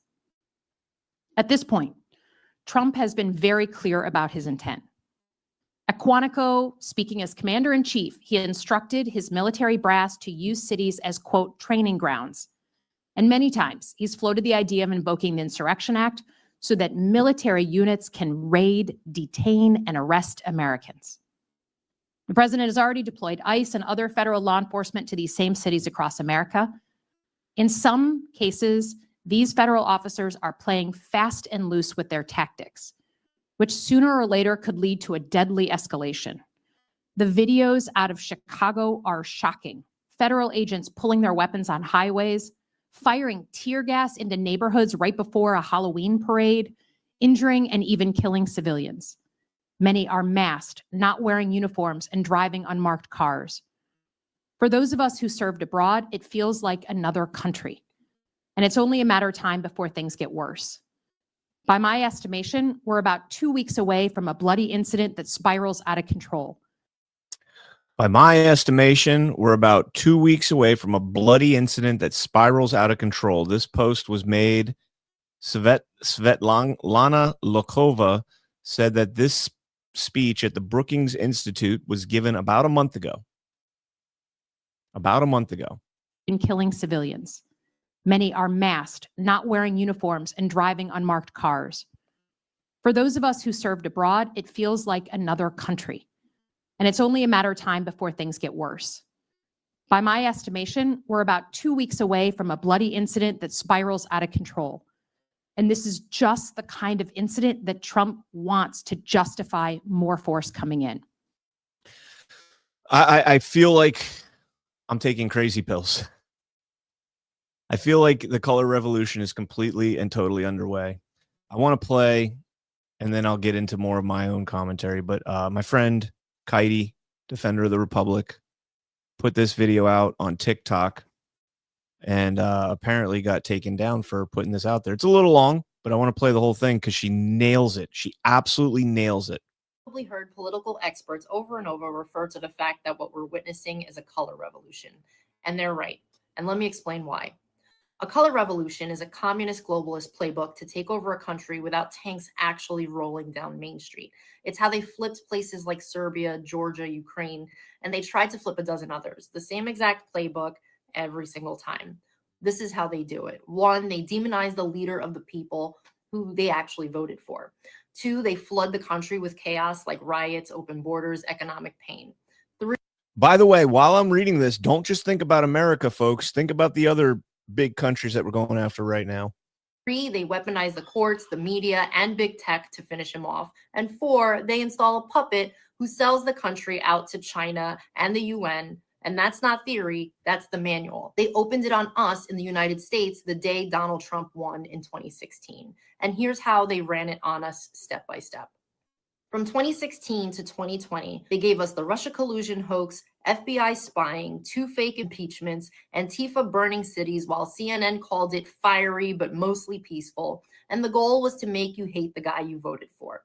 In 2020, we had 2 a.m. ballot dumps, boarded up windows, 51 intel agents lying about Hunter's laptop, Zuckerberg dropping $400 million to help count votes in Democrat cities. And the goal there was to steal the election while calling you a conspiracy theorist for noticing. From 2021 to 2024, we had Joe Biden opening the border on day 1, 12 million plus illegals, military-age men from China and Venezuela and all over the world, free flights, free hotels, free EBT cards, all on your dime. Cities collapse, crime explodes, schools and hospitals break. The goal, to make Americans feel like strangers in their own country. Then from 2021 to 2025, 91 felony charges, Mar-a-Lago raided, gag orders, mug shots. They didn't want to just beat Trump. They wanted to break him and every future patriot who dares to run. Look at what they did to Charlie Kirk. That is a textbook color revolution. But on November 5th, 2024, the American people looked this Marxist coup dead in the eye and said, not today. 312 electoral votes, popular vote landslide, the biggest Hispanic and Black Republican turnout ever. We pulled off the greatest peaceful counter-revolution in world history. But the deep state isn't done. The same snakes who funded BLM riots, Ukraine coup, and Arab Spring still sit in the FBI, CIA, big tech, and the universities. They'll try again in 2026 or in 2028, but now you know the game. Every time you see another mostly peaceful riot, sudden experts all using the same scripted words, a new crisis 2 weeks before an election, you're watching the Color Revolution playbook live on American soil. Never forget what they tried to do to us.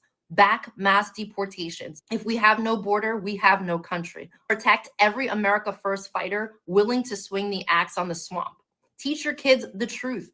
Communism didn't die in 1991. It just dyed its hair purple and moved to Washington.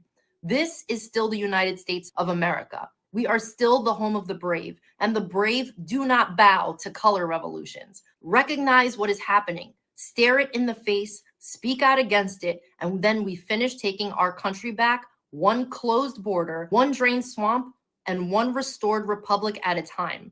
We need to support our president in taking all necessary measures to do just that. God bless you, and God bless the United States of America. You've now. All right. So, amen. Great. There's only one point that she makes there that I would push back just a little bit, and that is that the term communism has become a blanket term for anything that we disagree with, and it's used by a lot of establishment GOPers to instill fear, and they use that to instigate the intelligence community's ability, and the globalists as well, to push into these countries. Like, the communist in Venezuela, we got to go in there and get them, and the communist in Nicaragua, we got to go get them, and it gets a little old. Other than that, everything she said is exactly correct. I do want to go to real quick because she brought up a point and says that none of this has worked in the U.S. And this was a post I put up last week. What was this? On the 26th. So just 4 days ago. And it did pretty well. It's got a little over 300,000 views. Now, this was their goal, to instigate an investigation so that they can cry, look, now it's true. F around, find out. And this is in response to Slotkin saying the FBI is looking into me for seditious conspiracy, as they should be. For those who have never researched CIA orchestrated and backed coups around the globe, you should start looking into how these things kicked off, because this is an attempt at a color revolution. Colonel Towner and Alpha Warrior have done a good job documenting several of these. We have been overwhelmingly resistant to these efforts on our homeland through the use of NGOs funding widespread protest and subsequent riots. And as President Trump cut off the head of the private sector funding apparatuses, USAID, National Endowment, etc., they are becoming desperate. So they politicize the military, subvert the constitutional authority of the commander-in-chief, and injected themselves into a chain of command that they are not a part of. The desperate attempt to execute their plan. This is life or death for the deep state. And I think X22 also read that post on his show yesterday as well. And it's exactly right. We are facing a color revolution right now. I believe you have Slotkin coming out a month ago and saying that this immigration process is going to get bloody. And then they sit back and they wait. And it's like the meme, like, come on, do the thing. And nothing happened. They did not do the thing. And so then after the 2-week period when nothing happens, nobody took to Slotkin's dog whistle. Nobody bought into the bullshit. And nothing rolls out. And so then a month later, you get this Seditious Six video that the American president, this administration, is pitting the uniformed military against American citizens. And the threats to the Constitution are no longer abroad, but here at home.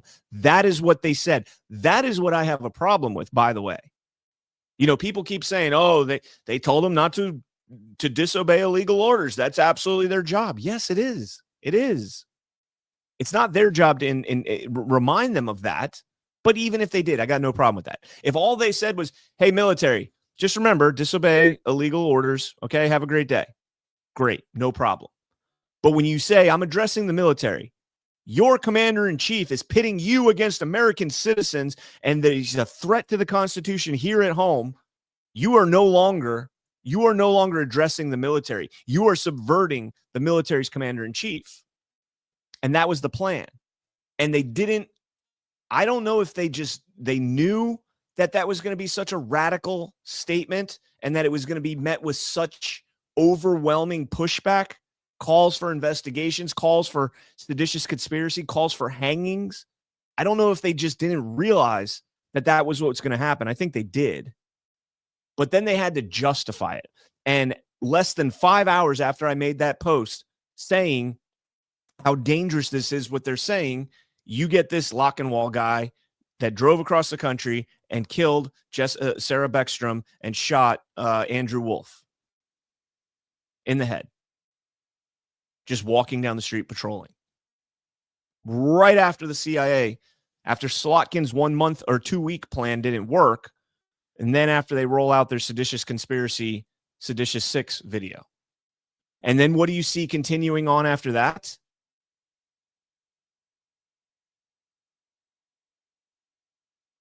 Hold on. Should have been better. Now, again, I take this with a grain of salt. I take this with a grain of salt. This just in, we have a Fox News alert from Brooke Taylor. You won't believe this. DHS is confirming that an Afghan national was arrested Tuesday after posting a video of himself on TikTok indicating he was building a bomb with an intended target of the Fort Worth area. Mohammed Dawood Al-Okazai is charged at the state level with making a terroristic threat. According to DHS, listen to this. He came to the United States as part of Operation Allies Welcome. So here you have it. This happened Tuesday. Texas Department of Public Safety. This is a second Afghan national, second one this week. Operation Allies Welcome. He had a terror plot. We know it comes the same week that deranged individual, that alleged assassin, took out 2 of our heroic National Guard, came here on the same program, Operation Allies Welcome, a program that we were assured time and time again by Mayorkas, by Jen Psaki, by Joe Biden himself was safe and secure. But here we have a second data point in 1 week that it was not safe. It was not secure. And we've got to look very hard at this program as President Trump is vowing to make change. So I mean, again, the dog whistle, right? That's what I keep calling it. And that's what I think all of that was with this Lockenwall guy. His shooting to me will never make sense until we hear motive, until I know what they looked into in San Diego. It makes no sense.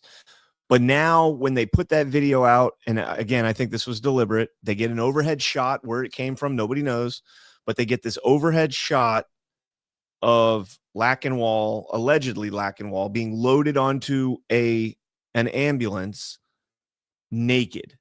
And again, going back to what I said about the 5 sons is an absolute blessing upon you. You would never sit down to dinner and make fun of another man's wife because of her appearance. You would be infuriated. In fact, you probably, if you firmly believed in your faith, she would not be exposed. Like, even if you're in the United States, it's not like we're in the United States, you can't wear that. Of course they still wear, hijabs? Of course they still wear them. So, like, who knows? Who knows? Maybe they were Americanized by the CIA. I don't know. Maybe the CIA required them not to wear it. I don't know. But the bottom line is, if those things are important in your faith, putting in a Muslim man on television naked is the complete opposite of the honor of having 5 sons. It's humiliating, and it's meant to infuriate people. That was done deliberately. That was the first photo we get of this man leaked, is him on the stretcher. It does 2 separate things. First, it takes, the people that are still watching Fox News and infuriates them. Look at this Muslim man, the Islamophobia meters rising again, and all of this. Okay, that's one side. What does it do to the other side?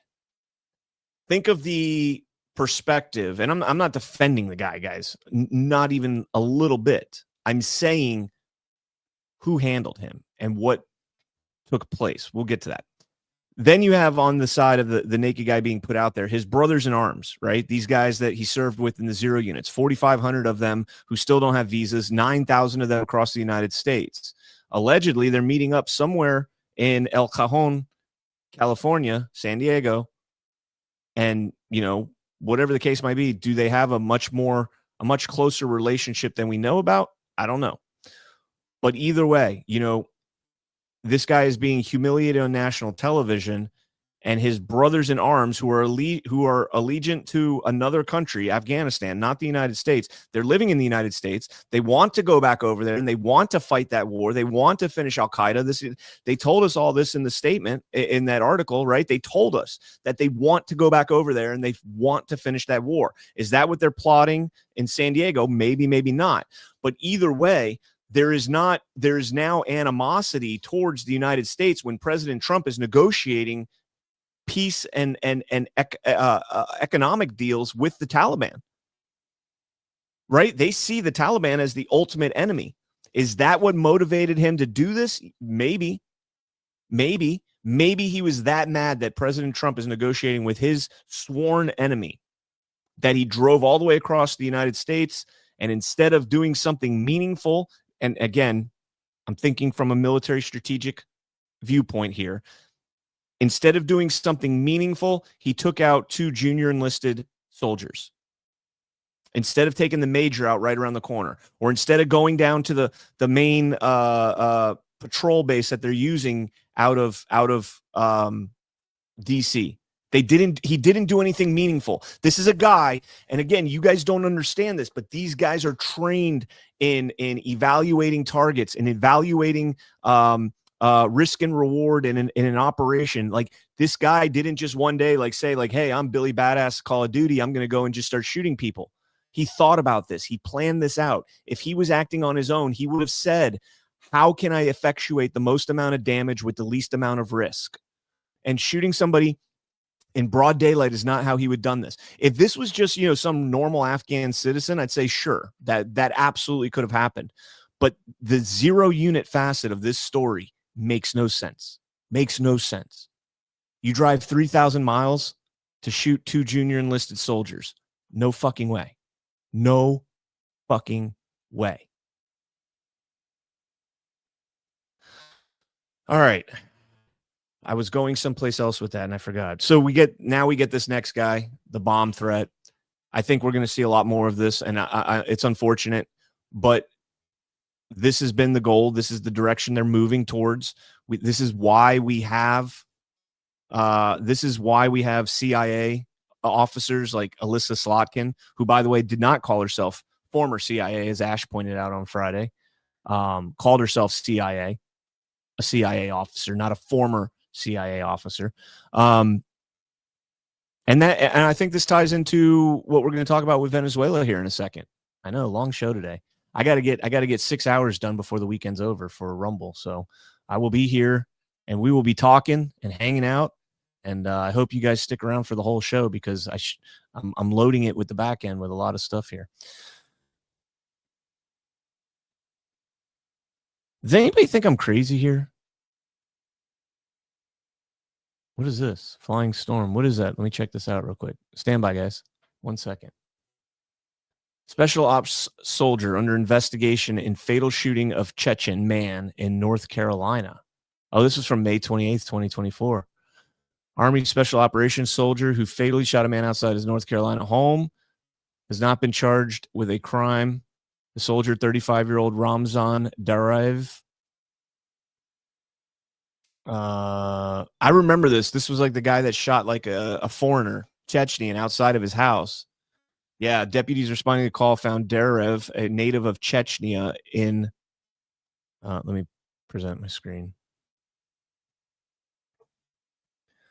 The soldier shot Ramzan Daraev. Deputies responding to the call found Daraev, a native of Chechnya in Russia, dead of multiple gunshot wounds, according to the department. Soldier's name not been made public.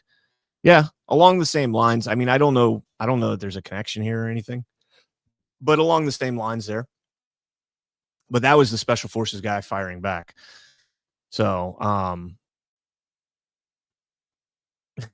I'm not crazy, maybe a little tilted, but crazy, no. I'm just trying to look at this from a first principle standpoint, plain and simple. 5 kids, 5 sons that you have to look out for, a wife, a network, and you got something to look forward to.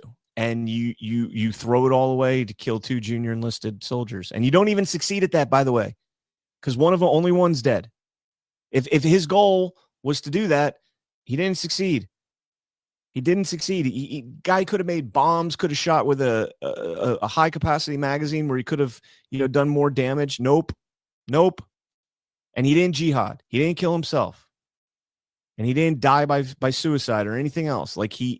None of this makes sense. CIA, can you hear me? All right. I wonder how this is going to factor into all of this. Judge's disqualification of Lindsay Halligan might impact the Abbey Gate prosecution too. The lawyers defending an accused Abbey Gate bombing co-conspirator have sought to disqualify interim U.S. Attorney Lindsay Halligan.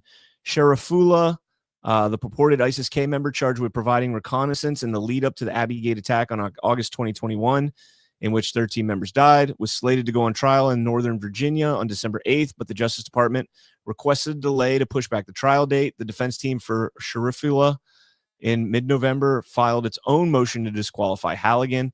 Judge Anthony Trenga gave the DOJ until January 20th to file its response. The U.S. Attorney's Office saw the removal of a number of prosecutors. Okay. So in other words, the Comey indictment, which will be refiled, I think, in the Southern District of Florida, the dismissal of Halligan, which also I think is going to be overturned. I think that SCOTUS is going to jump in on that case. It's all going to go down. So I'm not too worried about it, but I wonder if any of the fellow Afghans look at that and get a little bit concerned. So this is an article here that was written. Let's see, this was written on November 12th. And I've held on to it. I have not dug into it at all. And it's funny that this article goes out and then within, what are we at? Within 2 weeks, this article goes out right around the time, the 2 weeks of Slotkin's bloodshed. This article goes out and 2 weeks later, we've got Afghan special forces killing U.S. soldiers on American soil. From the Washington Post, an exclusive inside the CIA's secret mission to sabotage Afghanistan's opium. Nobody believes that. Nobody believes that the CIA was trying to sabotage Afghanistan's opium. They might have sabotaged parts of it because they wanted to keep the market share low and keep the price of opium high. But they were not trying to destroy the opium. Ask me how I know. Go ahead. Somebody ask me how I know. Because I was walking through the fields of opium asking why the fuck are we not destroying all of this opium? And this was in 2012. All right. On and off for over a decade, the CIA conducted an audacious, highly classified program to covertly manipulate Afghanistan's lucrative poppy crop. Poppy crap, that's what it sounds like. Blanketing Afghans' farmers' fields with specially modified seeds that germinated plants containing almost none of the chemicals that are refined into heroin. This covert program has not been previously disclosed as an unreported chapter in the 2001 to 2021 U.S.-Afghan war and in the long checkered history of American efforts to combat narcotics globally. From Latin America to Asia. American efforts to combat narcotics. You know how you combat narcotics in America? You disband and cast the CIA, splinter it to the wind like a thousand splinters, splintered into 1,000 pieces, JFK. Its existence was confirmed by 14 people familiar with aspects of the secret operation, all of whom spoke on the condition of anonymity to describe a classified project.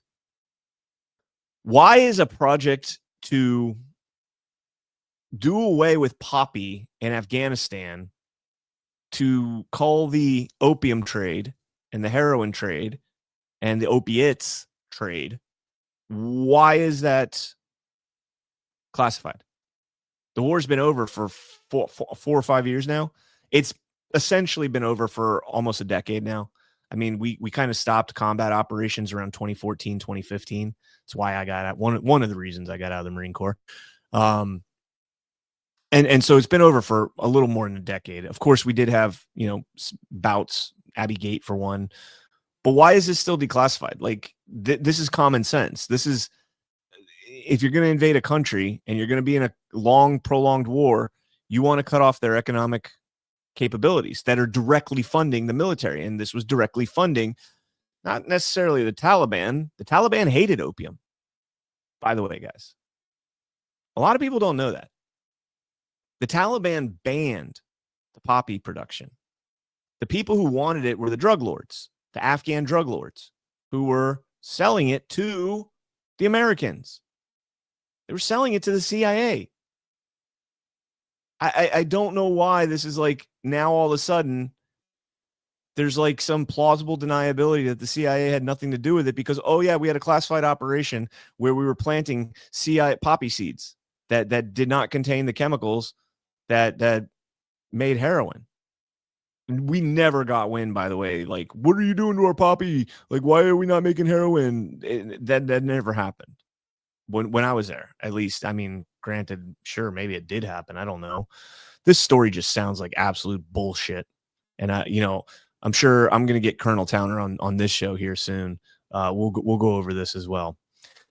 President Donald Trump has declared war on drug cartels in the Western Hemisphere, ordering more than a dozen lethal strikes on alleged drug boats in the Caribbean, and the Eastern Pacific, designated cartels as terrorist groups, and moving a vast naval and air force to the region. He has also authorized the CIA to take aggressive covert action against drug traffickers and their supporters. And that's pretty much all I want to talk about with this. This will segue into the Venezuela story. But I do want to just point out, guys, like, there is no doubt in my mind that the CIA was benefiting from the drug trade coming out of Afghanistan. When did the opiate epidemic kick off in the United States? When did the opioid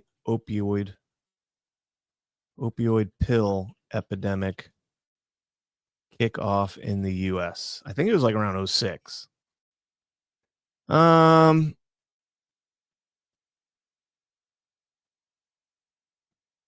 By the late 1990s, prescription opioid sales had quadrupled from 1999 to 2010.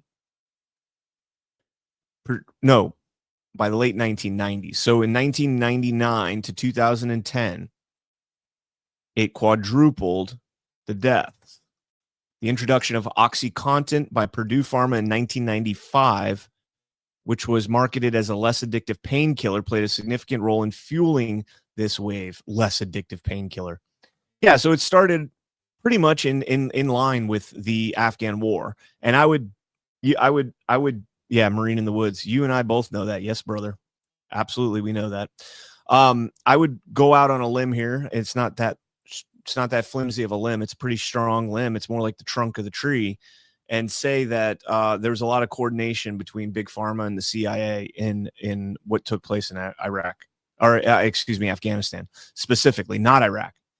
And remember, we went into Afghanistan first, right? Yeah. We didn't go into Iraq until 2003. So late 90s, the pills mills were on blast in Florida. See, I remember early 2000s was when there was a documentary about like Oakland Park Boulevard, which is a mile south of me. And they had a huge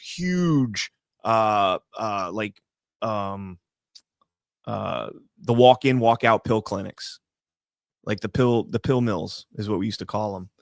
Hey, you got to go to a pill mill. And Flying Storm gifted 20 subs. Thank you so much. And Merry Christmas to everybody that got one. Wow, look at that. Chat's flying with people that got subs. Cam's a sub now. Look at all you guys with your subs. You guys are awesome. That is a great way to support, guys. It's $5 a month. You become a subscriber to this channel. And it's $5 a month. I got a lot of people that support me on locals still and have stayed with me on locals. And I'm very grateful for them. And these people have stayed with me even when I'm not putting stuff on locals, but I never put anything behind a paywall. So that's just kind of like the way to pay me. Wow, another 20 subs. Holy crap. Thank you so much. All right. Let's keep moving here.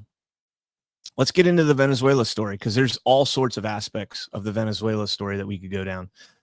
From Washington Post, exclusive, another exclusive, because the CIA burning poppy and planting fake poppy and completely being against the drug war and being against it in Latin America and Asia. If you watch, how Mao came to power, go back and look at Mao Zedong and the roles that the United States had in that. What was the other ones? You could just go throughout all of Nicaragua, Colombia, Venezuela, the drug Contras, or the Iran Contras, excuse me.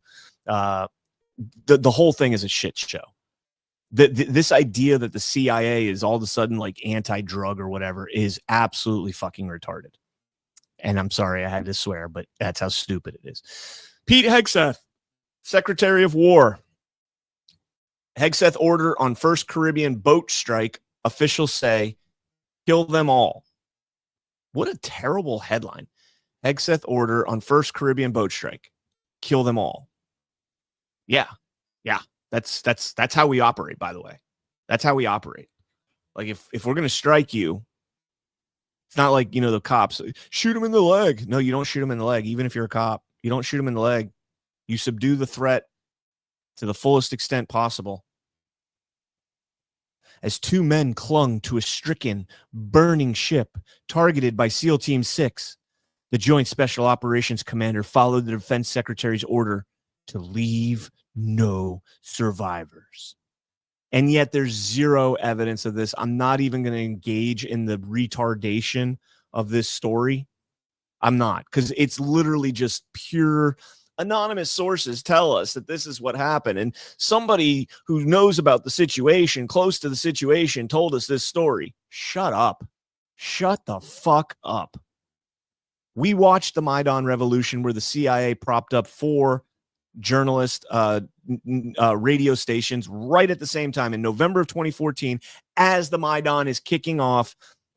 These CIA backed through our NGO organizations radio stations come up and start propagandizing people. It's the same fucking thing here, except they've been CIA backed for much, much longer.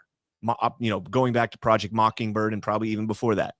Here's what Secretary of War Pete Hegseth said. As usual, the fake news is delivering more fabricated, inflammatory, and derogatory reportings to discredit our incredible warriors fighting to protect the homeland.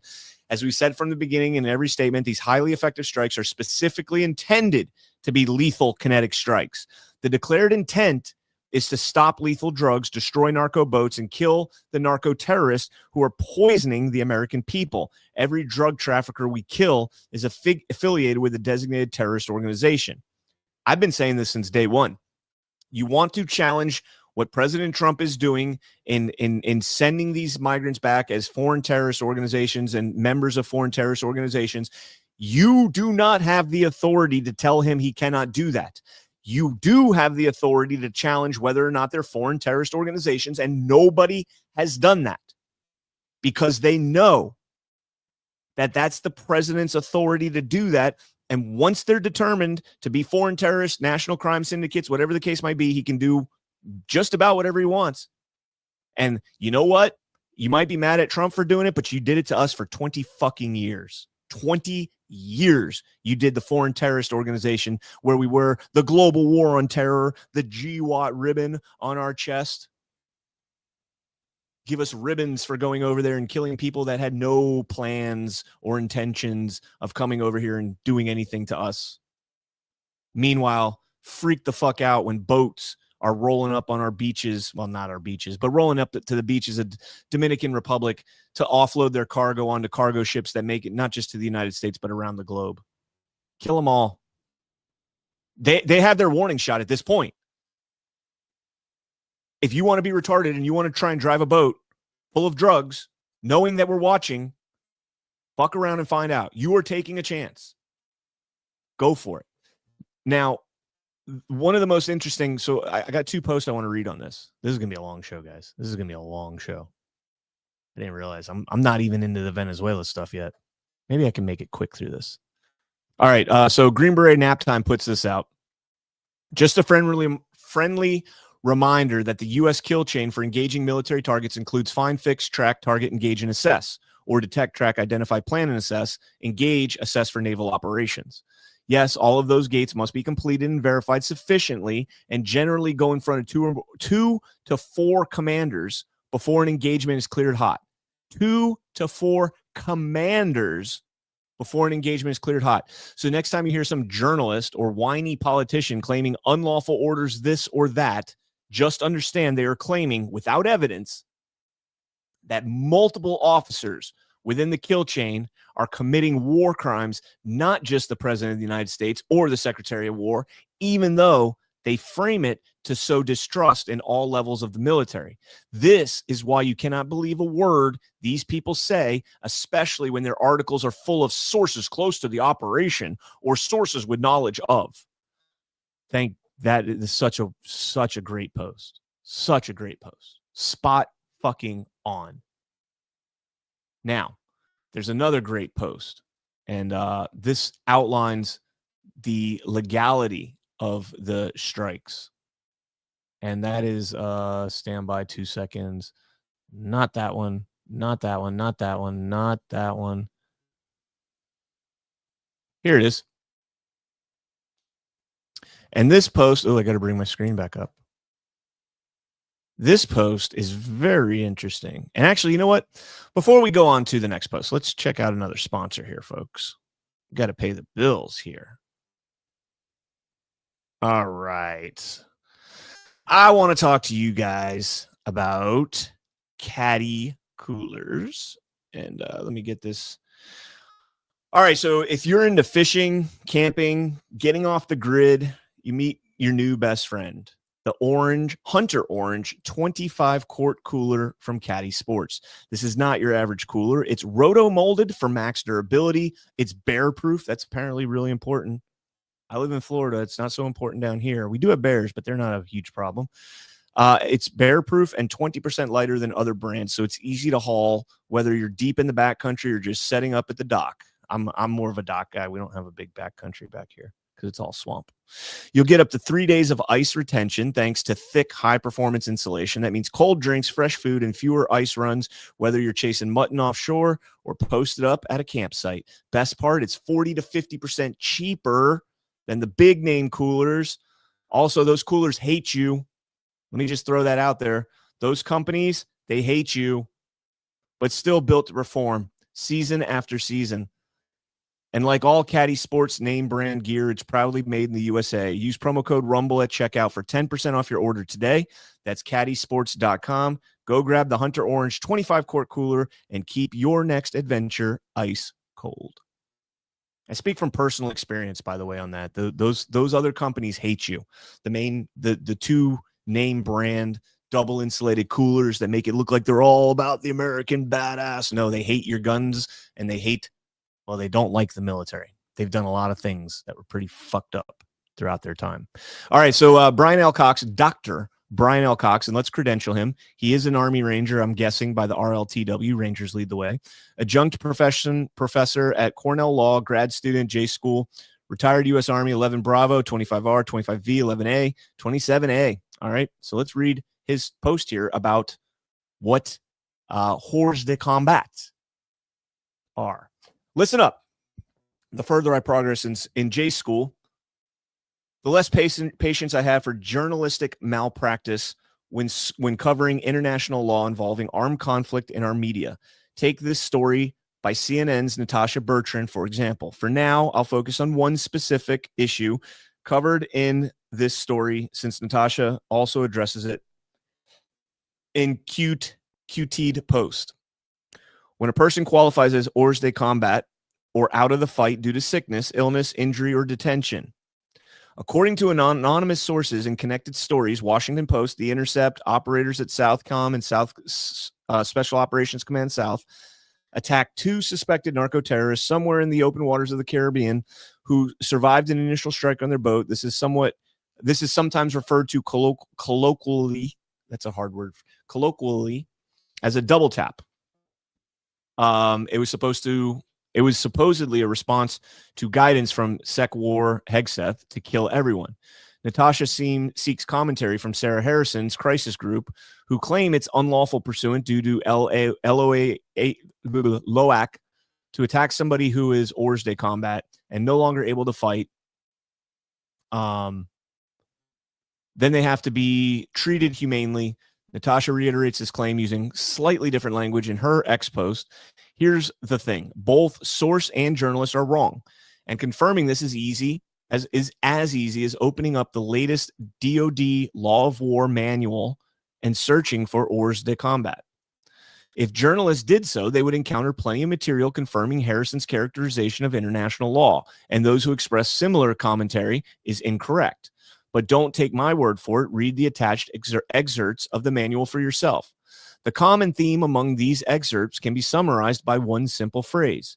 Quote, a person who is rendered hors de combat, quote, under circumstances, whether it is feasible for the opposing party to accept the surrender. Any guesses what these anonymous sources at the center of this whole media frenzy failed to establish? That's right, that it was feasible to accept the surrender of these suspected narco-terrorists under the circumstances on the high seas. If it was not, then the suspected civilians taking direct part in hostilities were not hors de combat. In other words, if I'm in a fight with somebody and the other team is fighting over there, the other side is fighting over there, and I shoot one of them, right? And that guy is just sitting there up against the wall, surrounded by his buddies. They're fighting back still, but he's not fighting. They're saying you can't kill him. Well, he is hors de combat in the sense that he's immobilized. He can't fight, but his buddies are going to take him and bring him back, and there's another person to fight. I have to be able to go over there and initiate his surrender. He has to walk over to me, white flag in hand, or I go and pick him up and bring him back, and boom, surrender was feasible. It's clearly not feasible to run out there and try and get a guy that has a bunch of his comrades around him still fighting. And that's what they're saying here. These were drone strikes. A drone is not going to land in the middle of the ocean and pick these guys up and bring them to a hospital. Now, if a reporter were engaged in balanced and informed journalism, he would do some research to discover this standard so they can at least ensure their source addresses it. In this case, it might sound something like this during the interview. Ms. Harrison, you said somebody who is hors de combat and no longer able to fight, then they have to be treated humanely. But are you able to determine whether U.S. military forces were able to accept the surrender of the people on or near the boat under the circumstances at the time? If so, what is the source of this factual knowledge? And if you are not able to confirm the circumstances, how does this impact your claim that this double tap strike violated the laws of, I forget what the A is in that. It's laws of, it's not actual combat. Laws of armed conflict. Excuse me. Laws of armed conflict. I don't know why that escaped me. As a reader, think about how much answers to these questions might influence your understanding of the unlawfulness of the reported strike. Yet this context isn't presented to you because the person writing the story, the journalist, doesn't understand the body of law she's reporting to you. I challenge you on that. I think they absolutely understand, but they want you to think that he's a war criminal. They want you to be enraged. They want you outraged and backing up the CIA's recent statements, the Seditious Six, saying that he's giving unlawful orders. They are not unlawful orders, plain and simple. And here's the thing. It's not just Natasha Bertrand or CNN or this one article. This professional journalistic malpractice manifests almost every time journalists report on international law involving armed conflict for similar reasons as those addressed above. Think about how often this body of law is addressed in news coverage. Getting it wrong on one issue in one article is bad enough. For this to happen nearly every time media covers applied law of armed conflict creates a global pandemic of misinformation. Okay, we can pretty much end there with that. Stand by 1 second. Oh, man. Okay, so let's keep moving. So this is all tying in with the Venezuela conflict. And the Venezuela conflict is one of the most hilarious things I think I've seen in a while. And there's two kind of emerging theories on how this conflict is, how it's come about and how it's going to be resolved and what the causes and everything else. And the two major things that we're seeing, one is mainstream and the other is not mainstream, but it's got a lot of popularity in the alternative. The mainstream is the drugs, right? The cartels. And Maduro is running these cartels, and Maduro is a cartel boss, and he's, whatever. Then on the other hand, it's the elections. Venezuela and Maduro have been stealing elections, not just in Venezuela, but in the United States, and not just in the United States, but around the globe. And these are the two narratives. Maduro controls the cartels. Maduro controls the elections. I am here to tell you that I am of the educated belief that Maduro controls neither, and that our own CIA and own globalists control both. I don't think this is going to be an unpopular opinion in our audience, but I'm here to tell you that.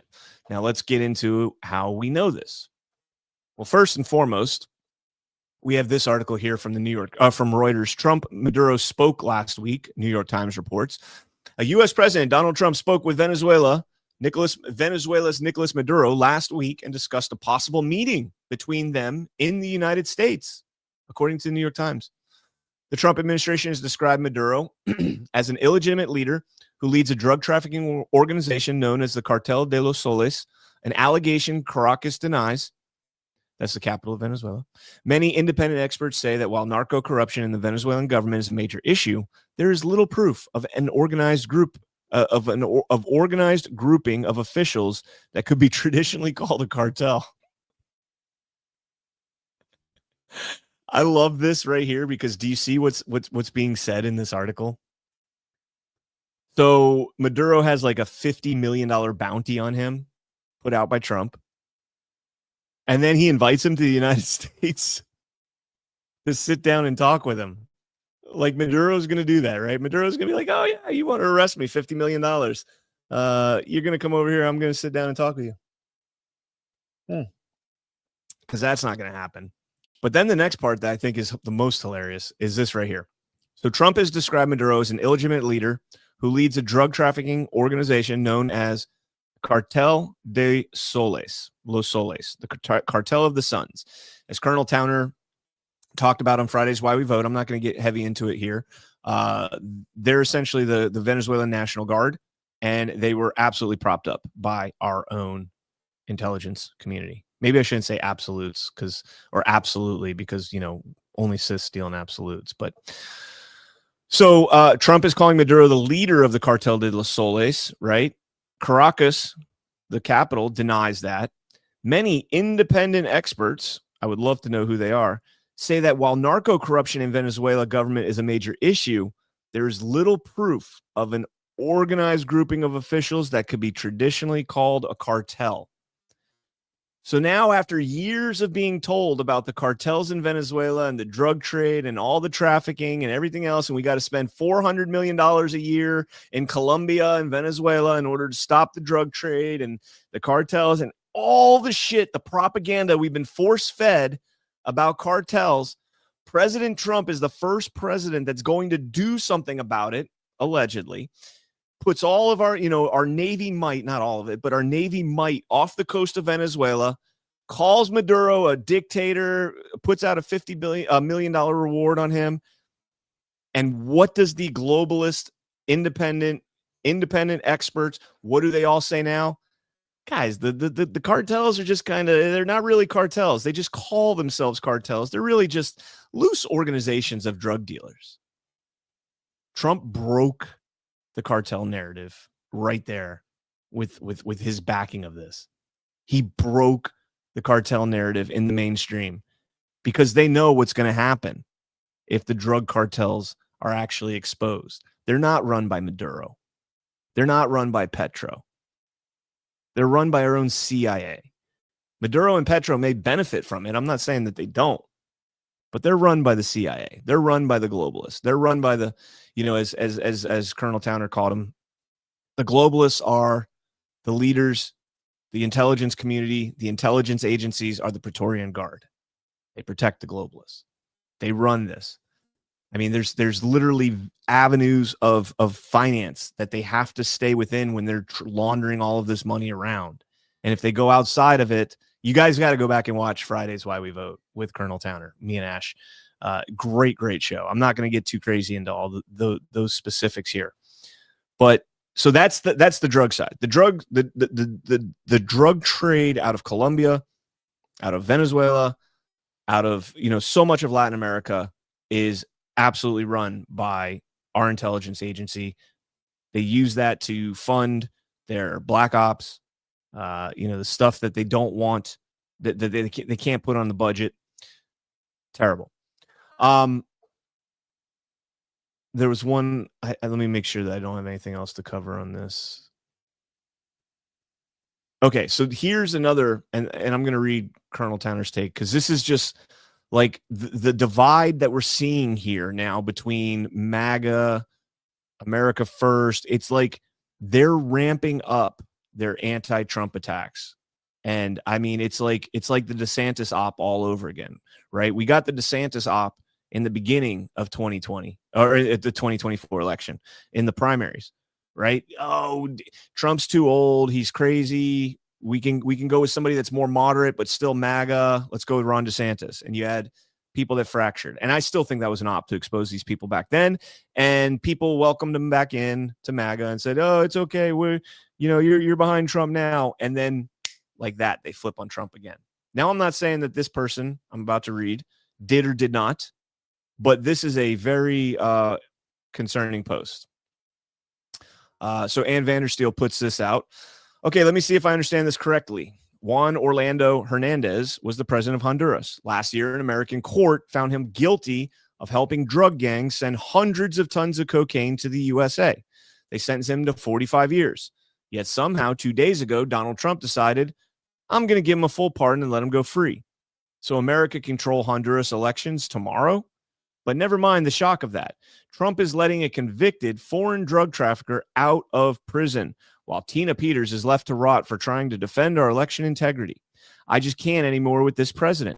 Pardoning a narco kingpin while ignoring patriots fighting for America's soul is the height of Trumpocracy. Guys, the fat lady is singing and it's beginning to sound a lot like America's Death March. Okay, first and foremost, God bless Tina Peters. Absolutely love her to death. And I know that there are people that are working hard to try and get her out. It is very difficult to do because we do have something called a constitution.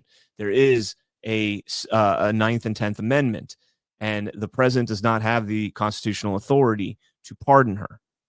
And so, this whole, like, every single thing he does, why is Tina Peters still locked up? I get it, but it's getting bad, guys. It's getting, like, there's a lot of shit that he's got to deal with, President Trump. It's not just one person in prison in Colorado.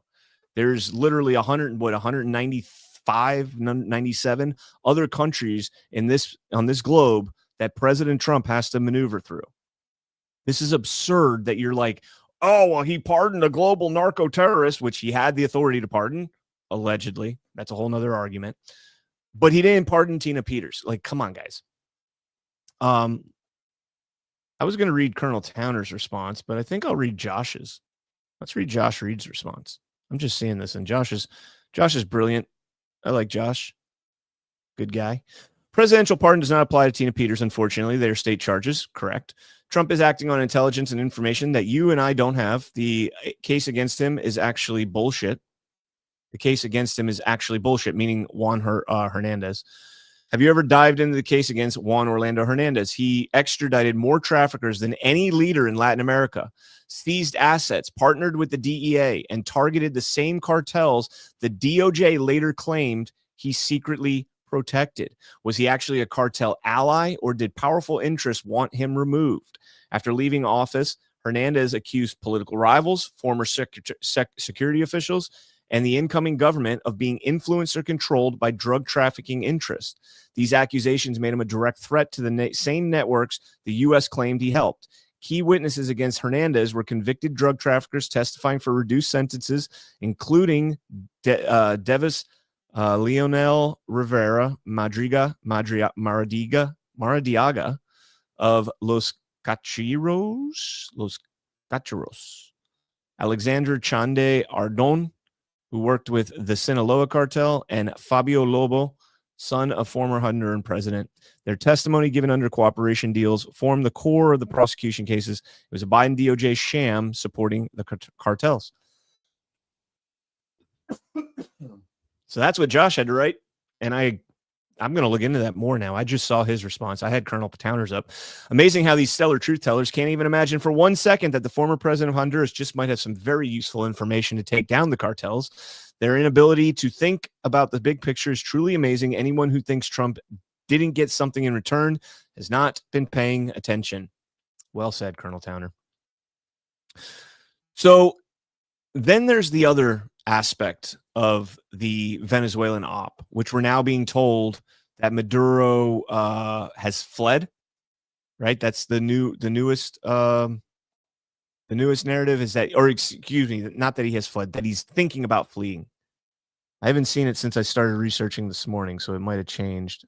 Let me play this clip here. Gordon posted this clip. Oh wait, no, this wasn't. So this is actually a great clip. So let me pull this one up. Stand by, guys. Because this was the clip that I was actually originally looking for, and I thought I had lost it. So I have two clips I want to play of Maduro talking right here, and the second clip. Where's the second clip? The clip. The plane. We're almost done, guys. I promise. We're almost done. All right, maybe I don't have it. Maduro came out. Gordon had posted it, that Maduro came out and said 85% of the cartel's money that they have is being laundered through American banks. How does that happen? How does American banks not pick up on cartel money laundering? But this is another fascinating statement right here. And this is in Spanish, so I'm going to turn the volume down and read it. How could I be a dictator if I was not trained at the School of Americas at Harvard? I was not trained at Langley, West Point, the School of the Americas, or Harvard. I was trained in the high schools of Caracas, in the neighborhoods of El Valle, the 23 de Enero, Katia, Propatria. He's naming He's naming all the places there. And that's a very valid point. When you see these regime changes, go all throughout Eastern Europe and look at the regime changes and look at the American influence that they had on these people. Who's the guy that's the former president of Georgia? Now he's the mayor of Odessa, Ukraine. He was a Bush lackey and trained at American institutions. I think he went to NYU. Can't remember his name off the top of my head. It's like Sveshtavilina or something. He was the German president, Georgia president. Not Georgia the state, Georgia the country. But all of these coups that happen, these regime changes, they're always Western educated people, indoctrinated people, Western educated. The cartels with 85% of their money in American banks, the Maduro never being subject to American institutions, resistant to them. That brings me to the election part. And the election part is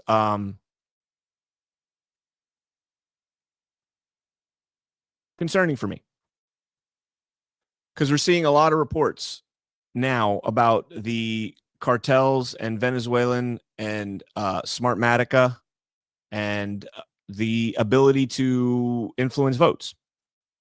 And this is often being attributed to Maduro. And I'm not going to go too crazy on this because I want to put together a lot more thorough research on this before. But just look at the Smartmatic ownership.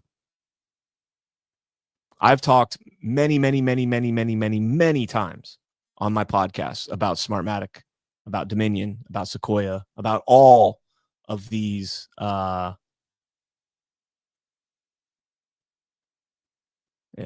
that fag. Bye fag. I've talked a lot about these, right? And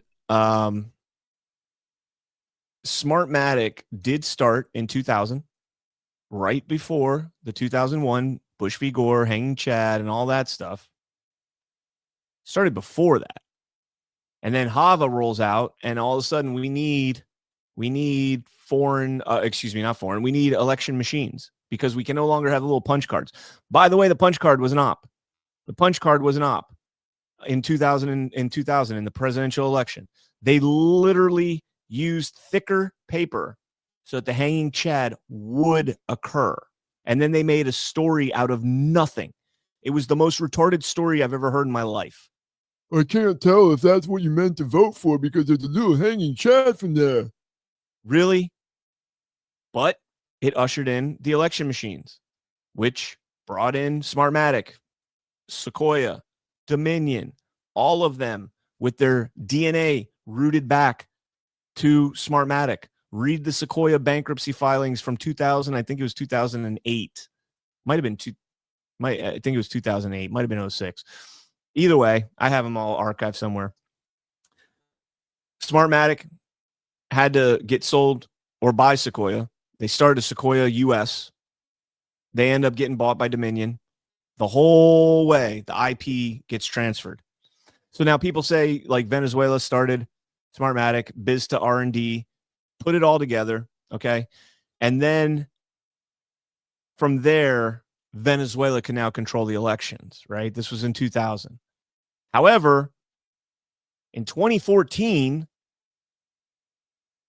Smartmatic got absorbed by the Smartmatic, the SGO Corps, which was Lord Malik Brown.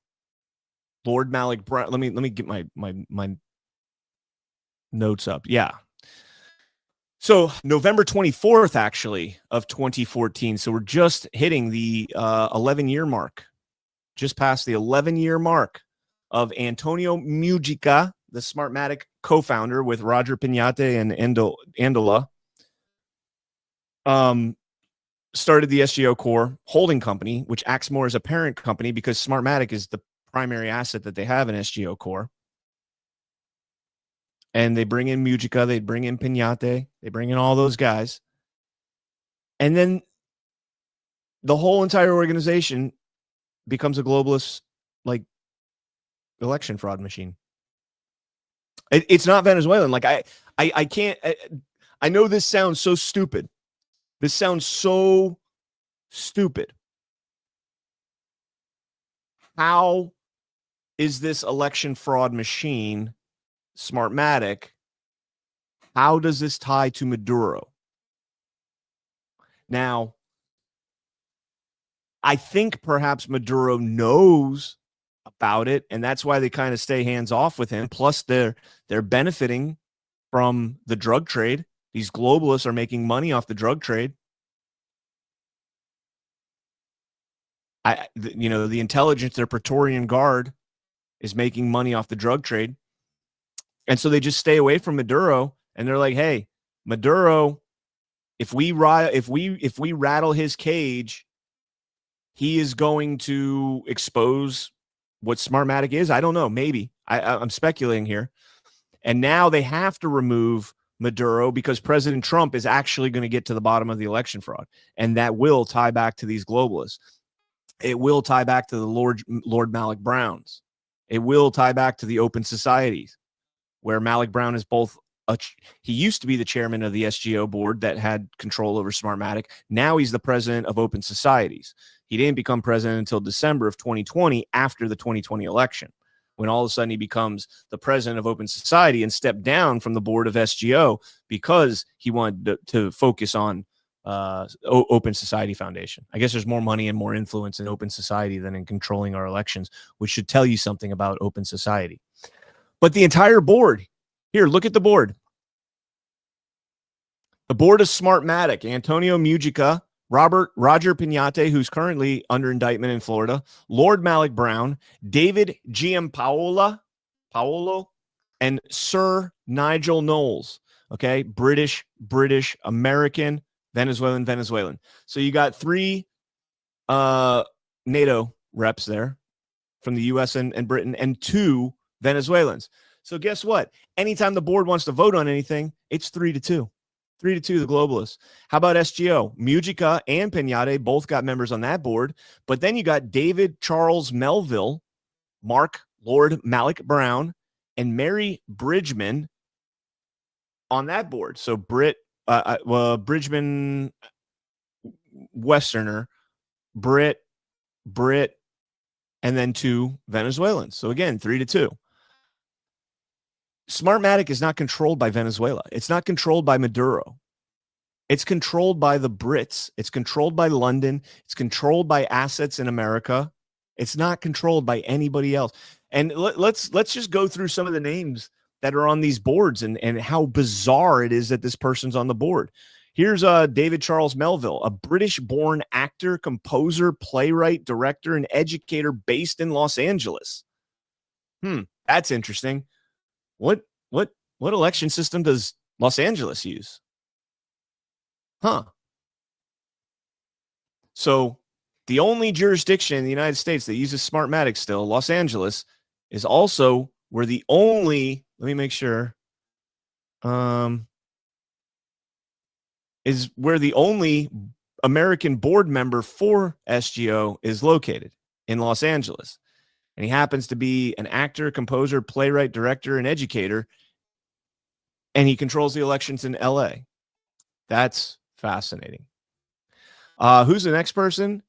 You've got this guy right here, David Giampaolo. Paolo, the chief executive of Pi Capital, London-based investor club. He's been described as London's most networked man by the Times. Co-founded or served on the board of several large businesses, including Fitness First, 24-Hour Fitness, Zumba, and Global Fit. In 2007, the Daily Telegraph listed him as one of the most influential Americans living in the UK.